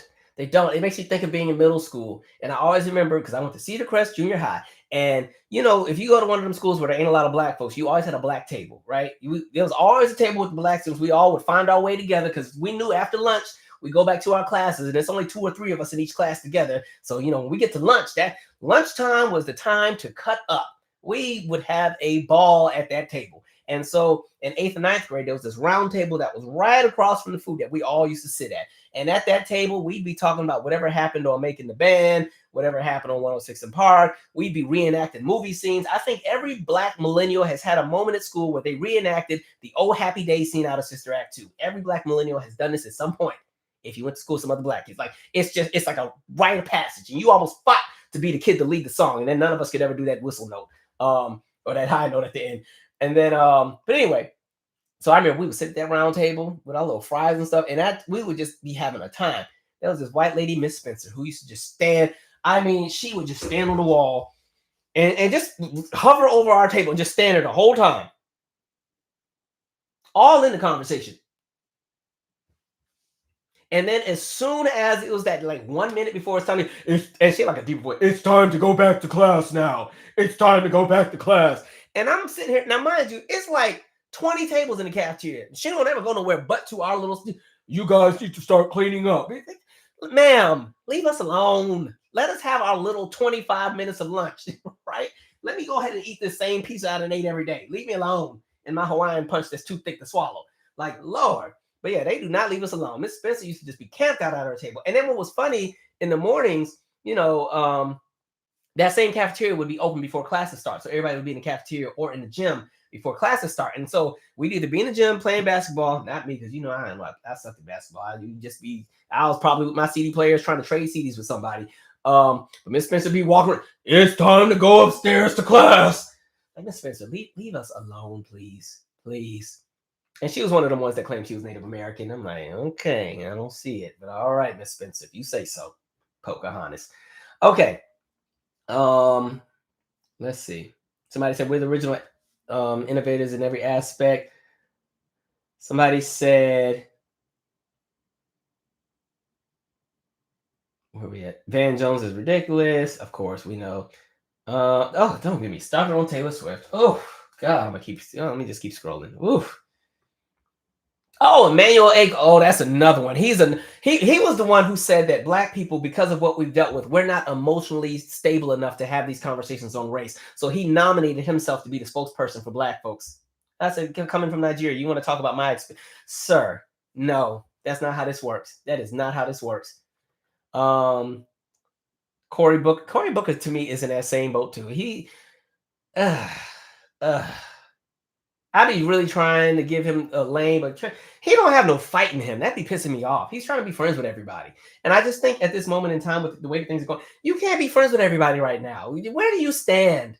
Where do you stand? That's all I need to know. Like, I can't. I'm not trying to be friends with everybody. Hakeem Jeffries too. All right. Let's see. Somebody said, every time Talbot has a live, it feels like the end of the world. No offense. It's not the end of the world. I just want to keep people in the loop with what's happening. Like, in the same way that we can lock in with entertainment and keep up with everything that's happening on Netflix and Zeus Network for those who watch Zeus and all the other stuff. I just want people at the same time to also just in the back of their mind, be mindful that these are the things that are also happening. And if all of this is scaring you, lovely. That means get active so we can get out of this and never have to come back to this again. Because for some reason, society repeats the same cycle over and over and over. And here we are. Right? Okay. What else did I want to talk about? Vibe magazine. So I saw that, and I don't know how I feel about this. You see that Vibe magazine and the Rolling Stone magazine are merging together. I personally don't think this is a good idea. Let me pull up the article I saw here. It's making me a little nervous because I feel like we're already losing a lot of our media to begin with. And Rolling Stone to me is not a friend to Black musicians and Black music. I'm sorry, they've never been. They always get it wrong. All right, here's the article. This is a quick one. Rolling Stone merges with Vibe. All right. Vibe, the long-running music magazine centering on rapid R&B coverage, will merge with Rolling Stone in a deal announced last week. Vibe staffers Maya Abraham and Damika Inman, I guess, announced as the news broke that their positions had been eliminated. Rolling Stone CEO Julian Hoagland said that as part of the as part of the move, Rolling Stone would level up its hip hop and R&B coverage, as well as investing in Vibe across video, podcasts, long-form journalism, social media, and experimental opportunities. Datwan Thomas, a longtime Vibe editor-in-chief, has been appointed as a strategic advisor to guide the transition. In a statement to Billboard, he said, "Coming back to Vibe in this role is deeply meaningful to me, and I'm proud to remain connected to such an iconic brand that has been such a big part of my life. The opportunity to help guide Vibe into the next phase of growth and continued legacy is an honor." Vibe was launched by Quincy Jones and Time Warner in 1993, but has changed hands several times. In 2020, the magazine came under ownership of Rolling Stone publisher Penske Media Group. Laid off staffer Maya Abraham has since announced an R&B focused podcast and Substack, Play the B-Sides. Vibe and Rolling Stone announced that they were hiring a new head of the Vibe brand, a video and podcast and events producer. Okay. All right. So how I feel about that? One, I hope that person who was put as the editor-in-chief of the whatever they were saying, I hope they don't do some trifling stuff like use him to help set up everything and then push them out, because that's what these companies tend to do. They will bring you on and you're going to lead the charge, and then once you do all the groundwork and set the foundation and do everything, then they get rid of you and get rid of that department. It just makes me think of what was the thing that Netflix had? Well, the Black Voices. Y'all remember what it was called? It wasn't Black Voices. It was something black at Netflix, right? Dang, what was that called? It was a whole program that Netflix had where they started putting a bunch of investment into black content, movies, all that kind of stuff. Strong Black Lead. Thank you so much, Dania. Yeah, Strong Black Lead. And I think of my friend Mel. Like, Mel is I went to high school with her. She is the sister-in-law to Kevin on Stage, right? You know, he has his sister, or he has his girlfriend, his wife, Melissa, and then her younger sister, Melanie, and I went to high school together. But I just remember specifically how she was at Time Warner working in Cartoon Network. She was recruited to Netflix to be a part of Strong Black Lead just for them to lay her off. I said, see, that's how y'all be doing stuff all the time, right? Y'all will bring us in and we build the platform, and then you get rid of us. And so I'm hoping that this is not some nonsense. Like I said, Rolling Stone to me has just been getting it wrong when it comes to black music. Even when they keep releasing those lists of greatest this or best this or greatest R&B, like every time they got a list, it'd be wrong. All we'd be doing is arguing and fighting about it. Hopefully it is something that goes well and is not something where black voices get swallowed up in a race and then it becomes a majority white business that's telling us what's good for black folks artistically and creatively. I hope it does not turn into that, but we will see. I just hope we get support black media, support, right? We are losing so many of our platforms, and whether it's in print, whether it's in radio and television, and I get it. The world is changing. People aren't really buying magazines anymore. Everything's kind of online. People don't want to pay for a paywall. I get it. The world is changing around us. That's one of the things that comes with getting older. Things that were once popular in one era shift into something else. Think back to when all of us used to get disposable cameras. Now we just have our phone that does it all, right? So it's just the way things have changed. So everybody keeps adjusting. I'm just hoping that as these adjustments take place, we're not being pushed out, or we're not just being used to set up and build everything and then they push us out. Speaking of changes, I also saw the piece with Kenny Lattimore. Did you guys see this thing where, he sued, and it was because there were all these YouTube channels that were telling these different stories about his marriage. He's married to the Judge Karen lady. I think I have an article. Did I pull an article for that one? I was ready tonight. I'm not going to read this article. Is this whole... Let's see how... Oh, this is a quick article. I can read this one. It's only like 3 paragraphs. All right. I'm trying to not have so much reading on here because I know y'all be like, oh my God, he's reading something. All right. Kenny Lattimore and Faith Jenkins go after YouTubers for spreading lies about them. Lattimore, a popular singer, has remained out of the headlines as of late, but this new development has now changed that. It's not every day you hear... it's not every day that you heard Kenny Lattimore's name in the headlines, but that's exactly what's happening now thanks to his latest life update that's just been made public. And believe us when we tell you, it's the last thing any of us would have guessed. All right, let me scroll down. I haven't read anything on Root in years. All right. Thanks to a lengthy post to his official Facebook page, Lattimore revealed that he and his wife, Faith Jenkins, have just filed a new lawsuit aimed at a group of anonymous YouTubers and content creators that are pushing false stories and AI documents about their marriage. According to the post, over the last few weeks, the When I Said I Do singer said that he and his wife had been subjected to false and malicious content about their marriage, our family, and our professional reputations on YouTube. The fake content has apparently been backed up by a plethora of fake court documents, judicial rulings, and quotes. Lattimore revealed that he and his wife had been in contact with YouTube's legal team, and they are in full cooperation to get this situation handled properly. We built our marriage and our family on love, honesty, and mutual respect. While we have remained silent in the face of recent false and defamatory content about us online, the silence should not be mistaken for acceptance. Lattimore and his wife wrote in part, as public figures, we've always understood that visibility comes with opinions.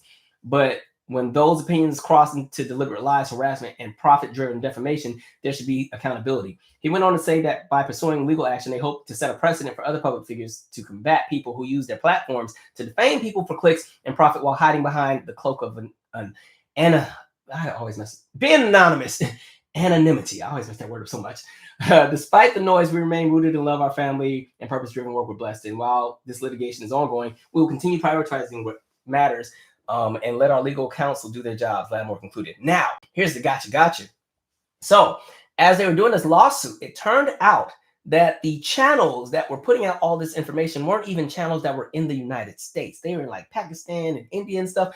And I don't know if you've noticed, there has been an increase of lots of AI-oriented videos on YouTube that are really saturated and centered in Black culture, Black media, Black entertainment, Black music. And a lot of times, the information that's on there is always wrong.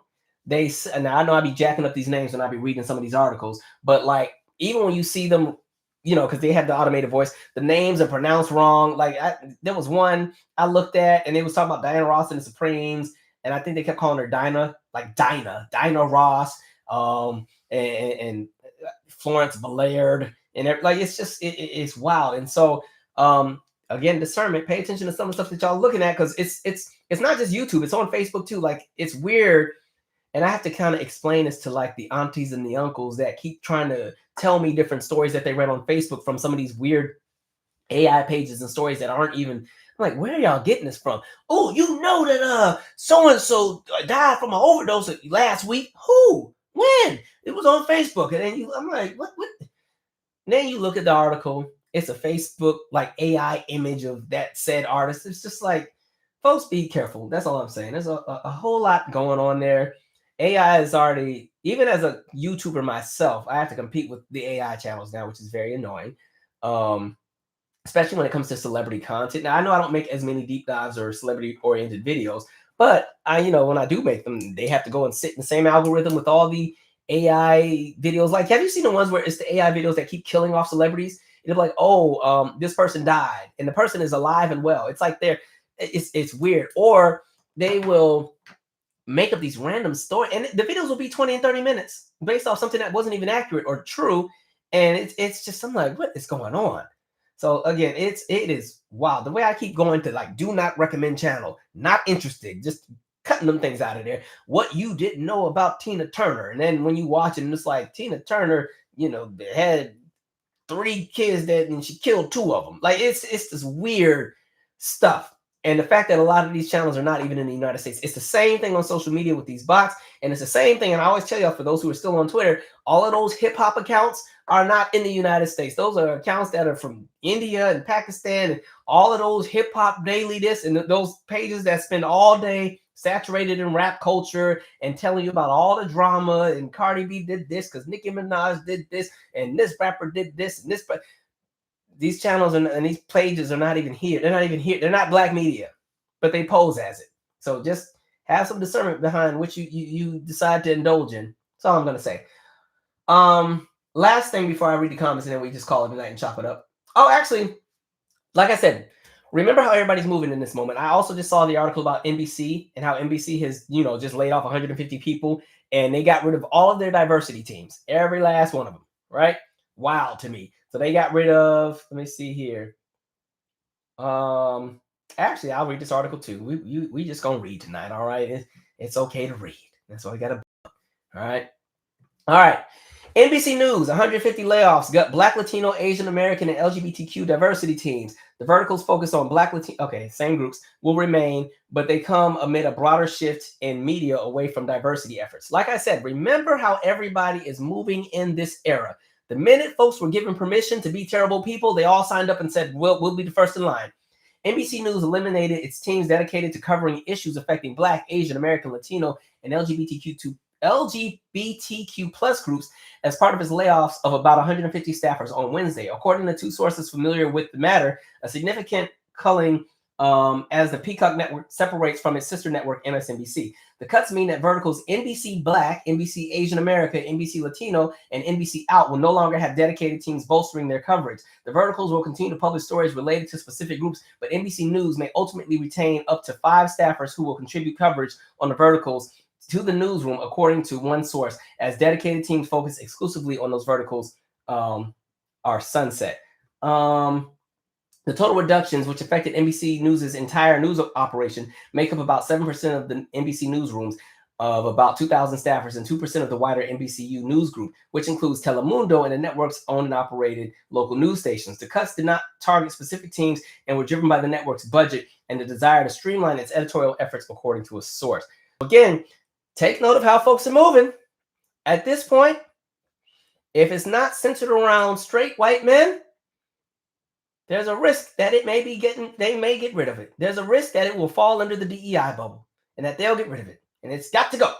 And so, like I said, take note of how everybody has moved in this era. Remember the companies when they were afforded an opportunity to do the right thing and they jumped and ran to do the wrong thing. Remember all of this now. Document this. Remember these dates, these companies, these corporations, these universities, even the politicians, because what's going to happen is eventually, like we say, the pendulum always swings back and forth. America has been here before when we talk about the rise in fascism and everything else like that.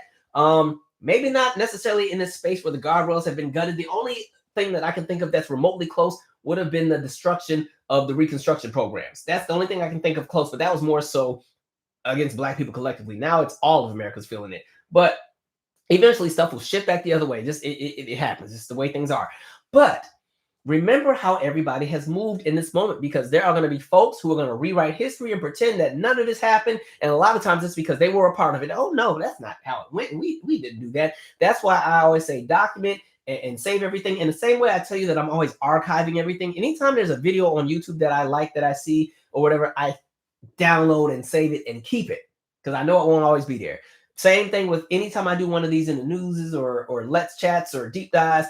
Every article, picture, video I use, I keep and save and document, because in this era, it is good to have a hard copy or your own copy of everything, because if you're living in this era of what is now subscription-based profits, you run the risk of losing everything you've ever had. One of my challenges right now is that I love Audible. I love it because, you know, I like having my physical books, but I love that I can get on the train and go to work and listen to the books, or go on a road trip and listen to the books. But again, if Audible has a bad contract or a lawsuit, every book that is in my Audible catalog disappears overnight. It's kind of like with not iTunes, but well, even iTunes, but even with streaming, right? You may have a like right now, there's a gospel singer, Lexi, that I just love. And she has this song called Be Right There from like 2004, 2005. And it is no longer on streaming. And I'm so mad. I don't know what happened, but the whole album is missing. It's pissing me off. And this just happened in like a month. And that was a song I was playing and having me a great time with. Totally gone. And so that's why I'm saying, like, lock in, hold on to this stuff, because here any minute now, folks are going to start acting like none of this stuff happened. It's the same thing we ran into as we came into this last election. While all of the content creators who were trying to tell y'all what was about to happen, folks started having this random, just revisionist history about how the first Trump term went. And it was like, oh, it wasn't that bad. You know, I was able to get me a car. I was doing okay. It wasn't that bad. We can go through this again. Okay. So understand, it's going to get to that point where stuff shifts, and people who were spearheading the end of programs and stuff that affected, you know, people on they're going to be like, oh, I wasn't a part of that. It wasn't that bad. So remember how people moved right now.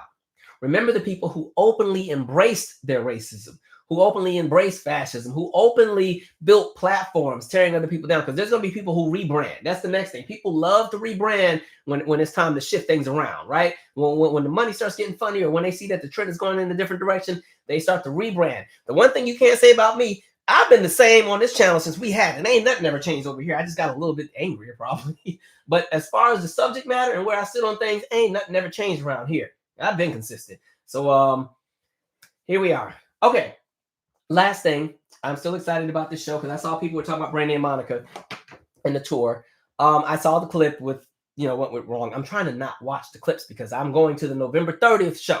All I'm going to say is just have it together by my show, please. I think one of the things about an arena tour is, you know, normally those first dates, sometimes things don't always go well. And just to sum things up, during the Chicago show, which I think was show number 3 of the tour, something went down. Brandy left the stage and didn't come back out, and Monica finished the show, and they didn't do I think Brandy had a few more songs left in her set, and then they were supposed to do The Boys' Mind Together.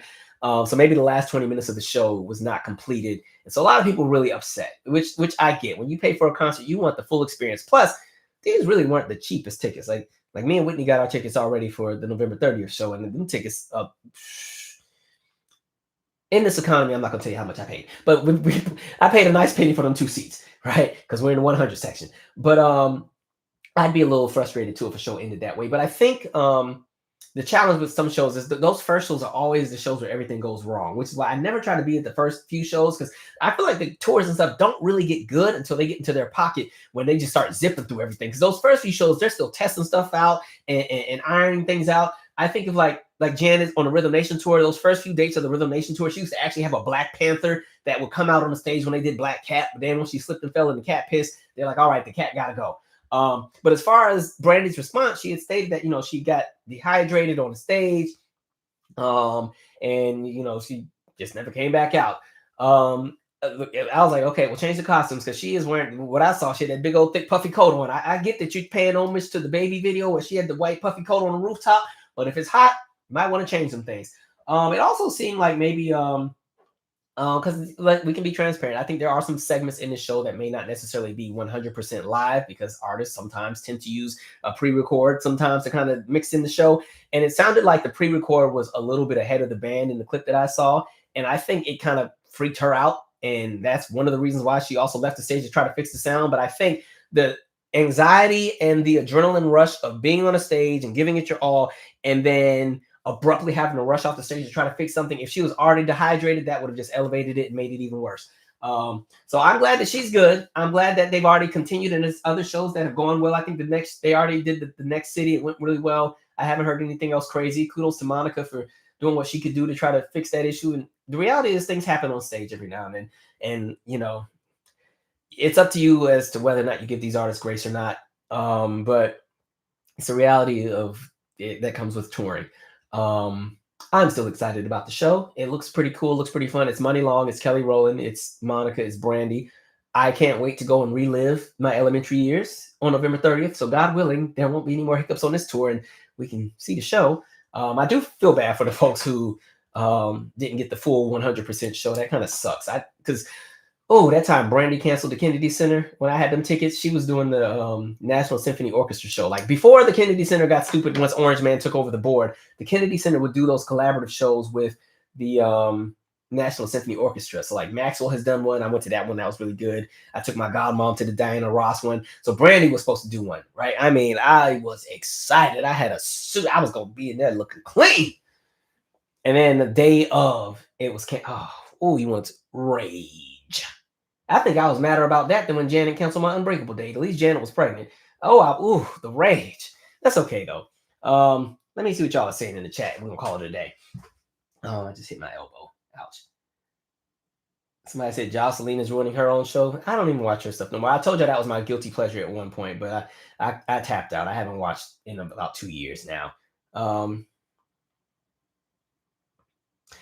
Alan said, can you talk about the water shortages happening now and water rights being bought up and privatization of water resources?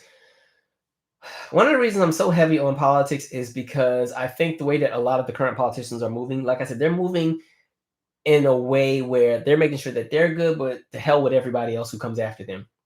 One of the issues we're really going to run into, especially with the influx of AI and these data centers, like I said before, is they utilize so much water. And now one of the prime areas that's starting to be seen as a perfect location for a lot of these data centers is centered all around the Great Lakes. Why? Because of the amount of water that is there. That's going to be a problem. Understand that the Great Lakes alone serve as what you call the watershed to that entire middle section of America. If we're talking about what is a watershed is all that water that pretty much, that water that's underground, that comes from the rivers, that comes from the lakes, that pretty much feeds the earth, that we utilize, right? They want in on that. And that, like I said, the problem with the data centers is that when they use the water, there's nothing left. It evaporates, it's gone. And so that's going to be a problem. And because we're also now selling federal land, that's also something that's new under this administration. Lands that were once protected, spaces that were once protected for conservation are up for grabs and up for profit to the highest bidder. That's going to be a problem when it comes to the livelihood for a lot of folks. And especially in the era of climate change, when you're already seeing water shortages and everything else like that, it will only get worse, which is why we need the right people in office who are actually there for the people, which is why money needs to be taken out of politics. The Heritage Foundation needs to die. The other Koch brother, let me not say that, needs to not be active. It's just, stuff can't get fixed until folks get active. And I just don't think folks are mad enough. I think folks are still comfortable, and it's because we still even aren't feeling the worst of it. We're going to feel it in the next 2 years, but right now we're still kind of being grandfathered into what was based on what was in the past. And so I think there's still even an element of comfortability even in this chaos. And this isn't as bad as it's going to get, but I think people got to get active. Get active, right? Let's see. Somebody said, did she claim Cherokee descent? That's about Miss Spencer. I don't remember. She just always told us she was Native American, but that lady, I don't buy it. Now, she was a brunette, so that's all I can give you, but I didn't see I didn't see it. Somebody said Godfrey don't even talk like that. Godfrey's all right with me. I don't see him saying too much stuff that's out of pocket. He normally is usually whacking folks that try to come after Black people collectively, so I don't know a whole lot about him like that, so I'll say that's all I know on him. But yeah, I haven't seen Godfrey say too much that's out of pocket.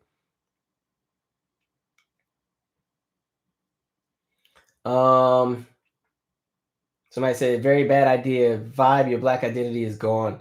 I don't like all these mergers. I think every time these companies do these big mergers, it just you lose so much, and especially when they get bought by private equity firms, it's just like kiss those companies goodbye. You're like, man.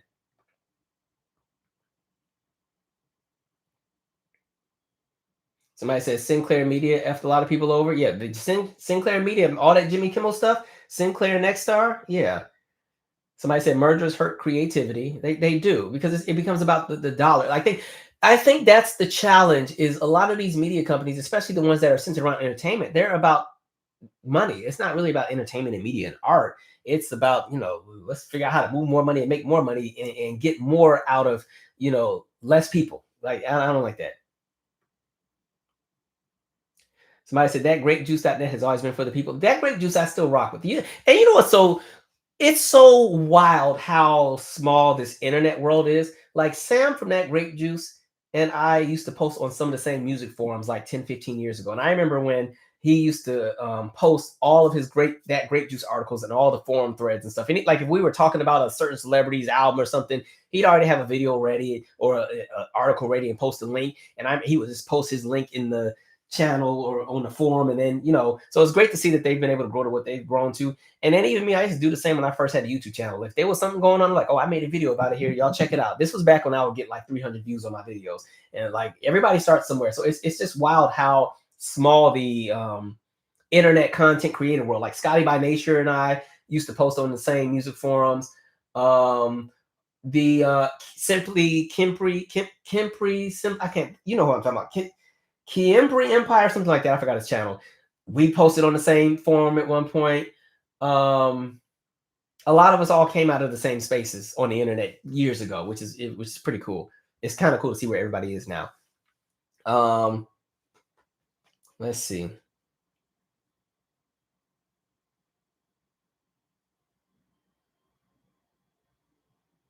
Somebody said bot farms. Don't get me started with that streaming. Let's see. Like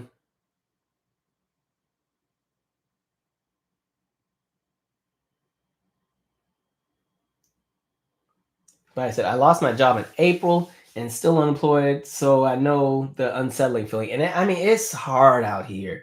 Even just, I had to stop going on LinkedIn because LinkedIn was giving me a headache. It's like every time I go on there, it's somebody who is getting laid off or getting fired, and then having to hear their journey of trying to get that next job. And you're seeing people who are like, I've done 4, 5, 6, 7, 800 applications. I only got 4 callbacks for an interview.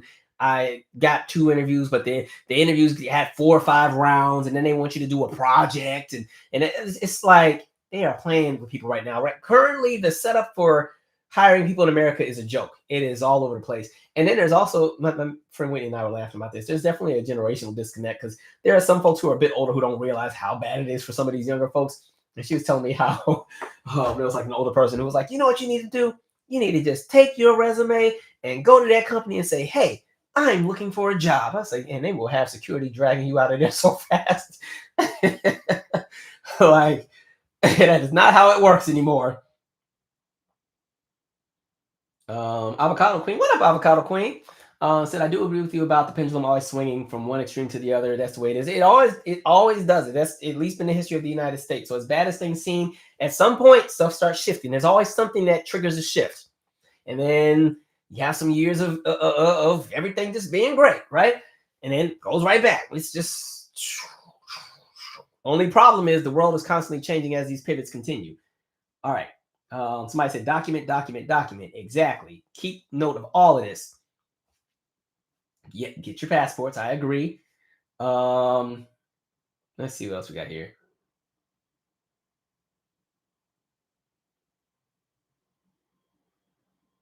Somebody said, wait, Brandy walked off. In the clip that I saw, it was like she said, the sound is weird, something's off. And then she said, like, I'll be right back, y'all, but she never came back out. So, you know, whatever happened, hopefully they got that squared away. But things happen. But Brandy also does, I know, she hasn't quite been open or very transparent about it, but there's definitely been things that have been happening mentally, and I think she's going to talk about it in her book, which I'm waiting for that book to come out because I want to read what her journey is. I remember when I bought B7 and there was the song Bipolar, I thought that song was going to be about like her experience and all that, and maybe that was her way of saying, hey, this is what I'm dealing with. I don't know, but I just feel like with Brandy, there was a period between about 2014 to 2018 where things got really just interesting with her, where I was like, is she okay? Is she good? And I think that's, and again, I'm not a doctor and I'm not trying to diagnose nothing. We'll wait and see when you get confirmation about different things. But I know for her, she's always said one of her, because she still has stage fright, but she talks about, like, even when she did Dancing with the Stars, I remember her saying the reason she did Dancing with the Stars was because she was trying to get her confidence back. One of the things that really messed her up was that car accident and the way that the world whacked her after that and was calling her murderer and crash Brandy Coot and all that stuff. Like, that stuff got to her. And I think it plays a role into how she moves in front of large audiences, where she wants to just have everything be right. And so I think she's one of those artists that has like a, they want everything to be perfect. And when things don't go perfect, they don't know how to move. And I think in that moment, to me, it seems like, again, a panic with the pre-record being wrong. And then it's a program show. You can't really make a lot of changes. And I think she probably overheated if she was already dehydrated. There's other clips too that show her right before that moment where she does look out of it, where she's like sitting and panting, like, because she is dancing too. She's dancing pretty hard too. I don't know if she might have to pace herself, because again, she doesn't tour often. So even though you do have a muscle memory, if you aren't like a Janet Jackson, Beyonce, and this is not to compare, but I mean, these are artists that are always on tour all the time, where they can take a break for 6 months and run back on the road. I don't think Brandy's done a tour since the 211 era. She's done one-offs, but like as far as a full tour and choreography and dancing, it's been a while. So I think because that perfection of wanting to just give a good show and going so hard, it can bring you down quickly. I think back to those days of when I still used to dance, and it's crazy how you'll be on the stage. It's like you're in another world. Your adrenaline is so high and you got all the energy in the world. And as soon as you get off that stage, stomach cramp and you hold their arms. Like, it's wild how much stuff just changes. So just picture that times 10 with 20,000 people, right? So yeah. Anyway, but it looks like an exciting show. I think it's going to be a great time. I think that's going to be one of my favorite shows I go to this year. Let's see.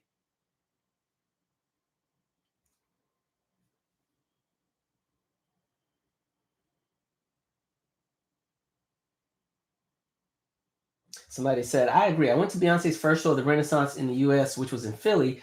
Later, when I saw the other shows, especially DC and Houston, I was in my feelings. Yeah, once you get to about show 15, 16 on those tours that got like 40, 50 to 100 dates, they start getting into their pocket, because by then they got everything smoothed out. The band, and even the band arrangements get better as the tour progresses. Have you ever like followed and paid attention to a tour? And maybe you see a performance of one song from the first leg versus the same performance of that song 3 or 4 legs later. It's like the band has enhanced. It's new stuff added in. Like it just gets better and better. And then I will say, them last 2 or 3 shows, by then they ready to call it a day. I don't ever want to be at the last shows, because they're like, all right, we just pressing through. Right, we just trying to get through it. We ready to go home, get back to our kids. All right.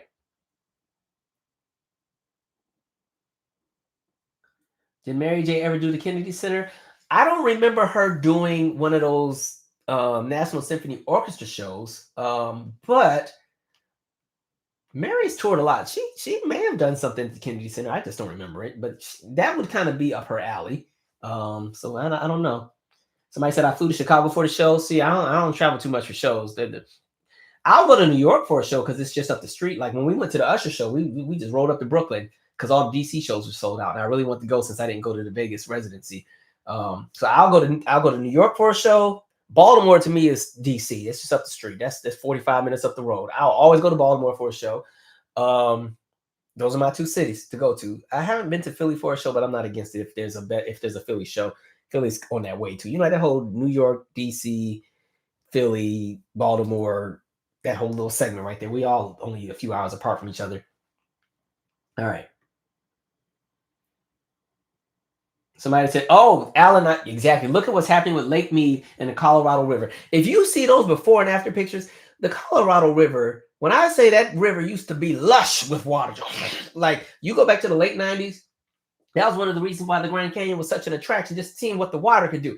And now when you see these images, it's like you can literally see like the sediments on the like the mountains and the hills and the rocks where the water used to be. Like the water was like way down here, but it used to be way up here. And you can see the changes in color of the sediment and everything where the water used to be 10 years ago, 15 years ago. It's wild. It's crazy.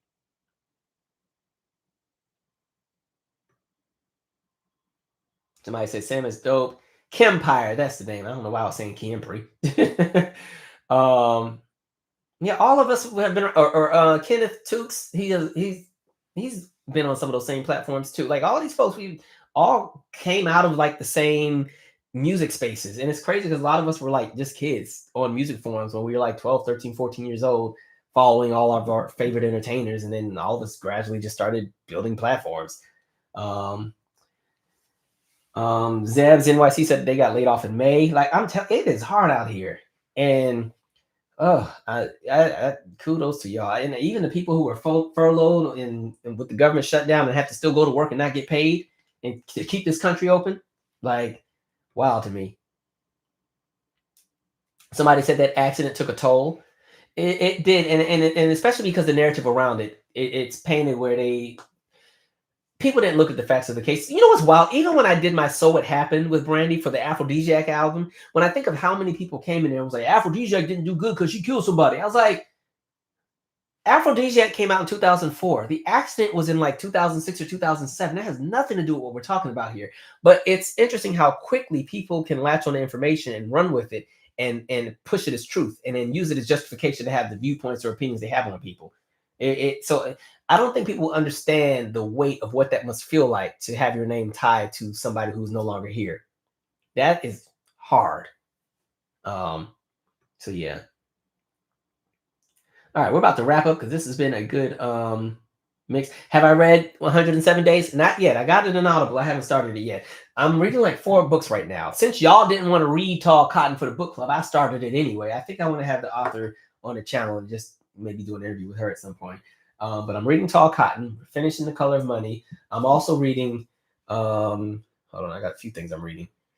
There's like the screenwriter's guidebook that I just ordered that me and my writing partner, we're trying to get through because like y'all know, I'm always working on things outside of the channel and outside of my 9 to 5, which is why I don't ever get any sleep. Well, I'm always tired. But yeah, so there's a few things. The other book I'm reading at the moment, because I had it mixed up with The Color of Money, is called where's my book at? Oh, now I don't want to show up. Oh, I'm still reading Clay Cane the Grift. I had to kind of pick back up on it. I got kind of lost in a few other things and lost my footing with the book, but I got to finish that book. The book Plundered by Bernadette. And that's the one about like Black housing and how Black folks were manipulated out of housing. So those are like the ones that I'm reading all at the same time. But I said, Calvin, please, I've talked myself out of the Brandy Monica tour. This would be my 6th concert this year. I mean, I knew I was going because first of all, if you follow me on Instagram, you saw that post that I made where I said, I'll be on it. Folks be thinking like, let me see. 2024, I specifically said somebody needs to start paying me. Where's that post I had? Hold on, let me see. I posted this on March 21st of 2024 and specifically said, if Brandy and Monica did a joint show, I think a blended set list would be cool. Similar to what Erykah Badu, The Roots, and Jill Scott did at Essence in 2018. They should create a show that continues to flow between the song/artists. Open with both together, which from what I've seen, that's what they do. have 5 or 6 show segments, which is what they do, and have them close with "The Boy Is Mine." I'm good. Somebody need to hire me. I be knowing what I'm talking about. It looks like it's a be a great time. I just think if you're not really trying to spend a lot of money, just buy one of the cheaper tickets and wait till the markdown right before the show starts when they try to sell those tickets that aren't selling. That's when I normally go. Like when I went to Cowboy Carter, I bought my ticket the day before the show because I was not spending $700 and $800. I don't even spend that on Janet anymore. So like, nope, you got to make sense unless I'm buying more than one ticket. Somebody said, let's see. Calvin, you skipped my comment. Sarah, what did you say? There's a whole lot of man, I don't see anything. It says all your things are deleted. Okay, well, okay. When's the next book club? November 3rd, 8 p.m. Eastern. What's the third book we're reading? We are reading The Color of Money, and we're right now going to go up to about chapter 6. So there's plenty of time to catch up because it's not till 2 weeks. Calvin, you should post the books you're currently reading every month, or maybe suggest a reading list. I'm glad you said that. We'll go back to my website really quick because on that same page, let me go back to calvinmichaels.com. I have, hold on, let me go back. I'm just promoting my website while I'm at it. Somebody gonna look at this thing. So that was from the book club. It's just all these different books that are recommended. That was from the book club. And so we just continue and continue and continue and continue. So it's a bunch of different books that are, either I'm reading or that I recommend people get into, or books that I just enjoy looking at as this is actually one of our subscribers, April Williams. She has 2 books. There's Dreams Come True, and then there's this follow-up to it. She's actually a supporter of the channel. And so there's tons of it. This is actually one of my favorite books. If you like music history, this is an excellent book. It's from like 1980, but I love it. So yeah, there's all these different. Oh, and this is April Williams, her second book. So yeah, I got all these different books that I've been locking in and reading and coming into. So if you just go down, there's book after book after book after book after book after book after book after book after book. Right? I'm gonna stop because we'll be doing this all day. So yeah, there's I pretty much share a lot of everything as far as what I'm into. Okay, let's see.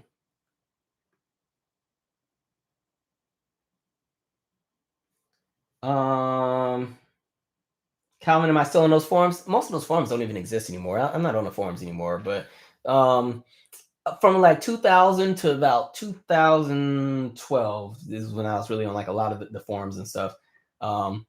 And I feel like the forums just kind of got replaced with like just Twitter and stuff. Or people just, again, they moved into podcasts and other things.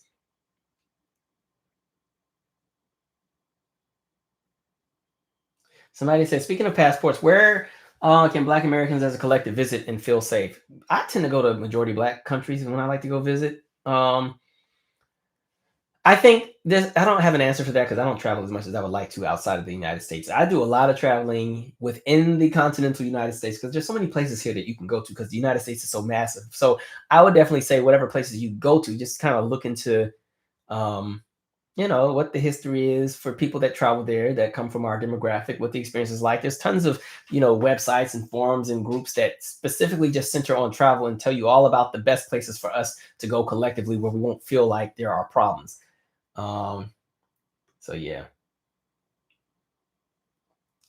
Somebody says some folks have removed their pictures from LinkedIn. The recruiters and employers are notorious for being discriminatory at a profile and picture.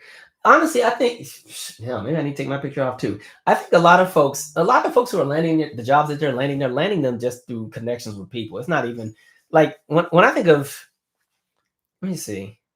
Yeah, I feel like a lot of people are landing the jobs that they land through relationship, through like knowing somebody a lot of times, because a lot of folks are not getting into some of these roles because they applied and had a great interview. It was just like, oh, you need this, I got you. And then they just do the full process, and then the company still puts the position on Indeed, but they already hired that person, but they put the position on Indeed because legally they have to, and then they say, oh, the position has been filled.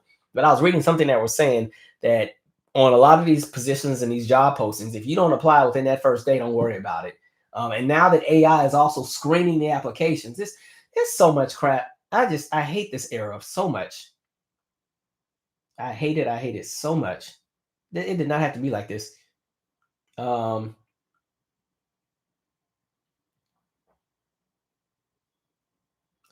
Somebody said Sylvia Brown, who I'll be good with listen, somebody in these music streets need to hire me so I can look. I'm trying to double my salary in the next year. So yeah, like somebody put me on. Look, give me a show, a radio show, or put me in some music executive position. That's that, or even in film, I'll take that. But film is so much work, I'd be tired. So yeah, there's that. Let's see. Somebody said they have dual citizenship in Barbados. I've never been, but I heard it is a lovely country. Somebody said, where do you purchase your books? Sometimes it's Caribou Books. Sometimes I get a lot of my books from Sankofa, and they actually have a website. Sankofa is right across the street from Howard. That's one of my favorite places to go and do some work too. Like yesterday, this live was supposed to be on yesterday, but I knew I was not going to have the energy to do it because I was going to have to go on site to work the next day, even though I'm going to go on site to work tomorrow. But a lot of times I'll go to Sankofa and I always get a Kathleen Collins, which is a salmon milk with no cheese. And then I'll get me a mango smoothie. And then I will do all of my notes for the live somewhere in Sankofa. And then normally go and buy a book while I'm at it too, because they sell books. So they sell books, they sell food. So I always go there and get a lot of stuff. All right, we got to wrap this up. We've been on here this has been a long one.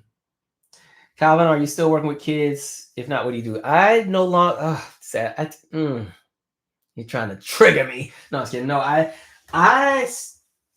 not resigned, but I just got a new job, and so I left the center in April of 2022. But I was still heavily connected and involved. I stayed around to help train and work with my replacement, who she was amazing. And then something went down, and then they brought in a different person. And I kind of fell back a little bit just to kind of give that person their lanes. Because the challenge with being there for 11 years is the kids think the world of you and love you. And it's kind of like you're the fun uncle. So as the new staff are trying to establish order and trying to get their footing, every time I show up, it kind of would almost seem with the progress that they were making. So I had to start pulling back some to make sure that they had their space. But then, unfortunately, and like I said, I still was involved, doing a lot of work with the board, doing fundraisers. Joyful Hands, which is one of the nonprofits that I support. And that's one of they actually just had their gala that I emceed Saturday night. And now we have an actual different fundraising event on Monday, the 27th, for something totally unrelated. So I was still very hands-on with the kids. And then most of my kids are adults now. So it was the perfect time to kind of just transition out. And then, unfortunately, like I said, the center is going to be closing because of funding issues. And it is a direct result of the current administration and the lack of funding that's coming in. And so that organization had to make some unfortunate cuts and get rid of like 13 or 14 centers within the organization. And unfortunately, even though my center was not a cash crop center to run as far as it being expensive, it was actually one of the cheaper ones to run. They unfortunately couldn't save that one. Now, the saving grace is that in the next fiscal year, there will be new monies that come in. I'd be feeling so educated when I say monies, different pockets of money. So there's a possibility that the county may step in and try to help. But as of right now, the county's already stepped in. They're going to fulfill the rest of this year as far as 2025, where they will have their people come in and run the center. But then after December, it's going to close, which sucks. I don't have much I can do. It's so sad. The kids, Ava was telling me that because fortunately, Ava had also just transitioned out last December 31st because she had been there for 13, 14 years. And she, at that point, has 3 kids and a husband, and she needed time with her stuff because, again, she is the founder of Joyful Hands, the nonprofit. And she had said it was time for her to go as well. But she, both of us still are always in the area, but she was talking about how the last time she was there, the kids had a lemonade stand because they were trying to raise funds to save the center. I was like, don't make me cry. Because that center, I gave all of my 20s to that center and then some. So it is a bittersweet thing, but God willing, we'll figure that out. But like I said, the cohort of kids I work with from 2011, 2022, the youngest in that cohort today are about 11 years old. The oldest are 28, 29. They're not even kids at this point. So, that is life. Such is life. But and the reason I chose to leave was I just had so many things I wanted to also do that there was no way to do it and still run a center. Because like I said, doing that kind of work is a lifestyle change. You make it your life. You give up so many weekends. Like I didn't know what it was like to have a weekend until I came into this new role. I didn't know what it was like to have a summer where you can actually enjoy the summer and go to Puerto Rico and Jamaica and Miami and that wasn't a thing because I was running summer camp, right? There was no spring break for me because we were running spring break camp. Even Christmas is this winter break camp with a few days off for Christmas. And then you're doing that, and then I do the music, and then I was working on the film at the same time, and then and right now I'm working on 2 projects right now with relation to like film, TV type stuff. So it's kind of like there was no way to keep doing it all and then give the kids 100%. Plus I was getting older. I was like, you know what? It's time. And so plus I was like, I needed to be able to fund what I wanted to do. I wasn't bringing in the kind of money I needed. Because again, in the nonprofit world, the reward is seeing the outcome of your work, but the reward of seeing the outcome doesn't always pay your bills. So I just make some tough choices. So yeah, that's that. But I love the kids. They love me. And yeah. Okay, we have got to wrap this up, y'all. I appreciate this was a extended live. Thank you guys for hanging with me. Like I said, you'll start seeing a lot more of what you call the recaps, where there's videos that are clipped from previous videos just to get the message of whatever it is that I'm trying to say out there quicker. So you're going to start seeing a lot more of these 10 and 15-minute videos that are pulled from other videos, just because I feel like people are missing some of the things that we're talking about, just because we have these extensive 3-hour and 29-minute and 18-second lives, right? Anyway, so it's a lot going on. Stay safe, stay sane. For those who are in homecoming season, stay safe as well. For those who are at Howard Homecoming, I'll see you on the yard. Anyway, I'm out. Share your 2 cents, subscribe, stay safe, stay sane, mind your business so that you can age well, and we'll see you next time. All right, folks, see you later.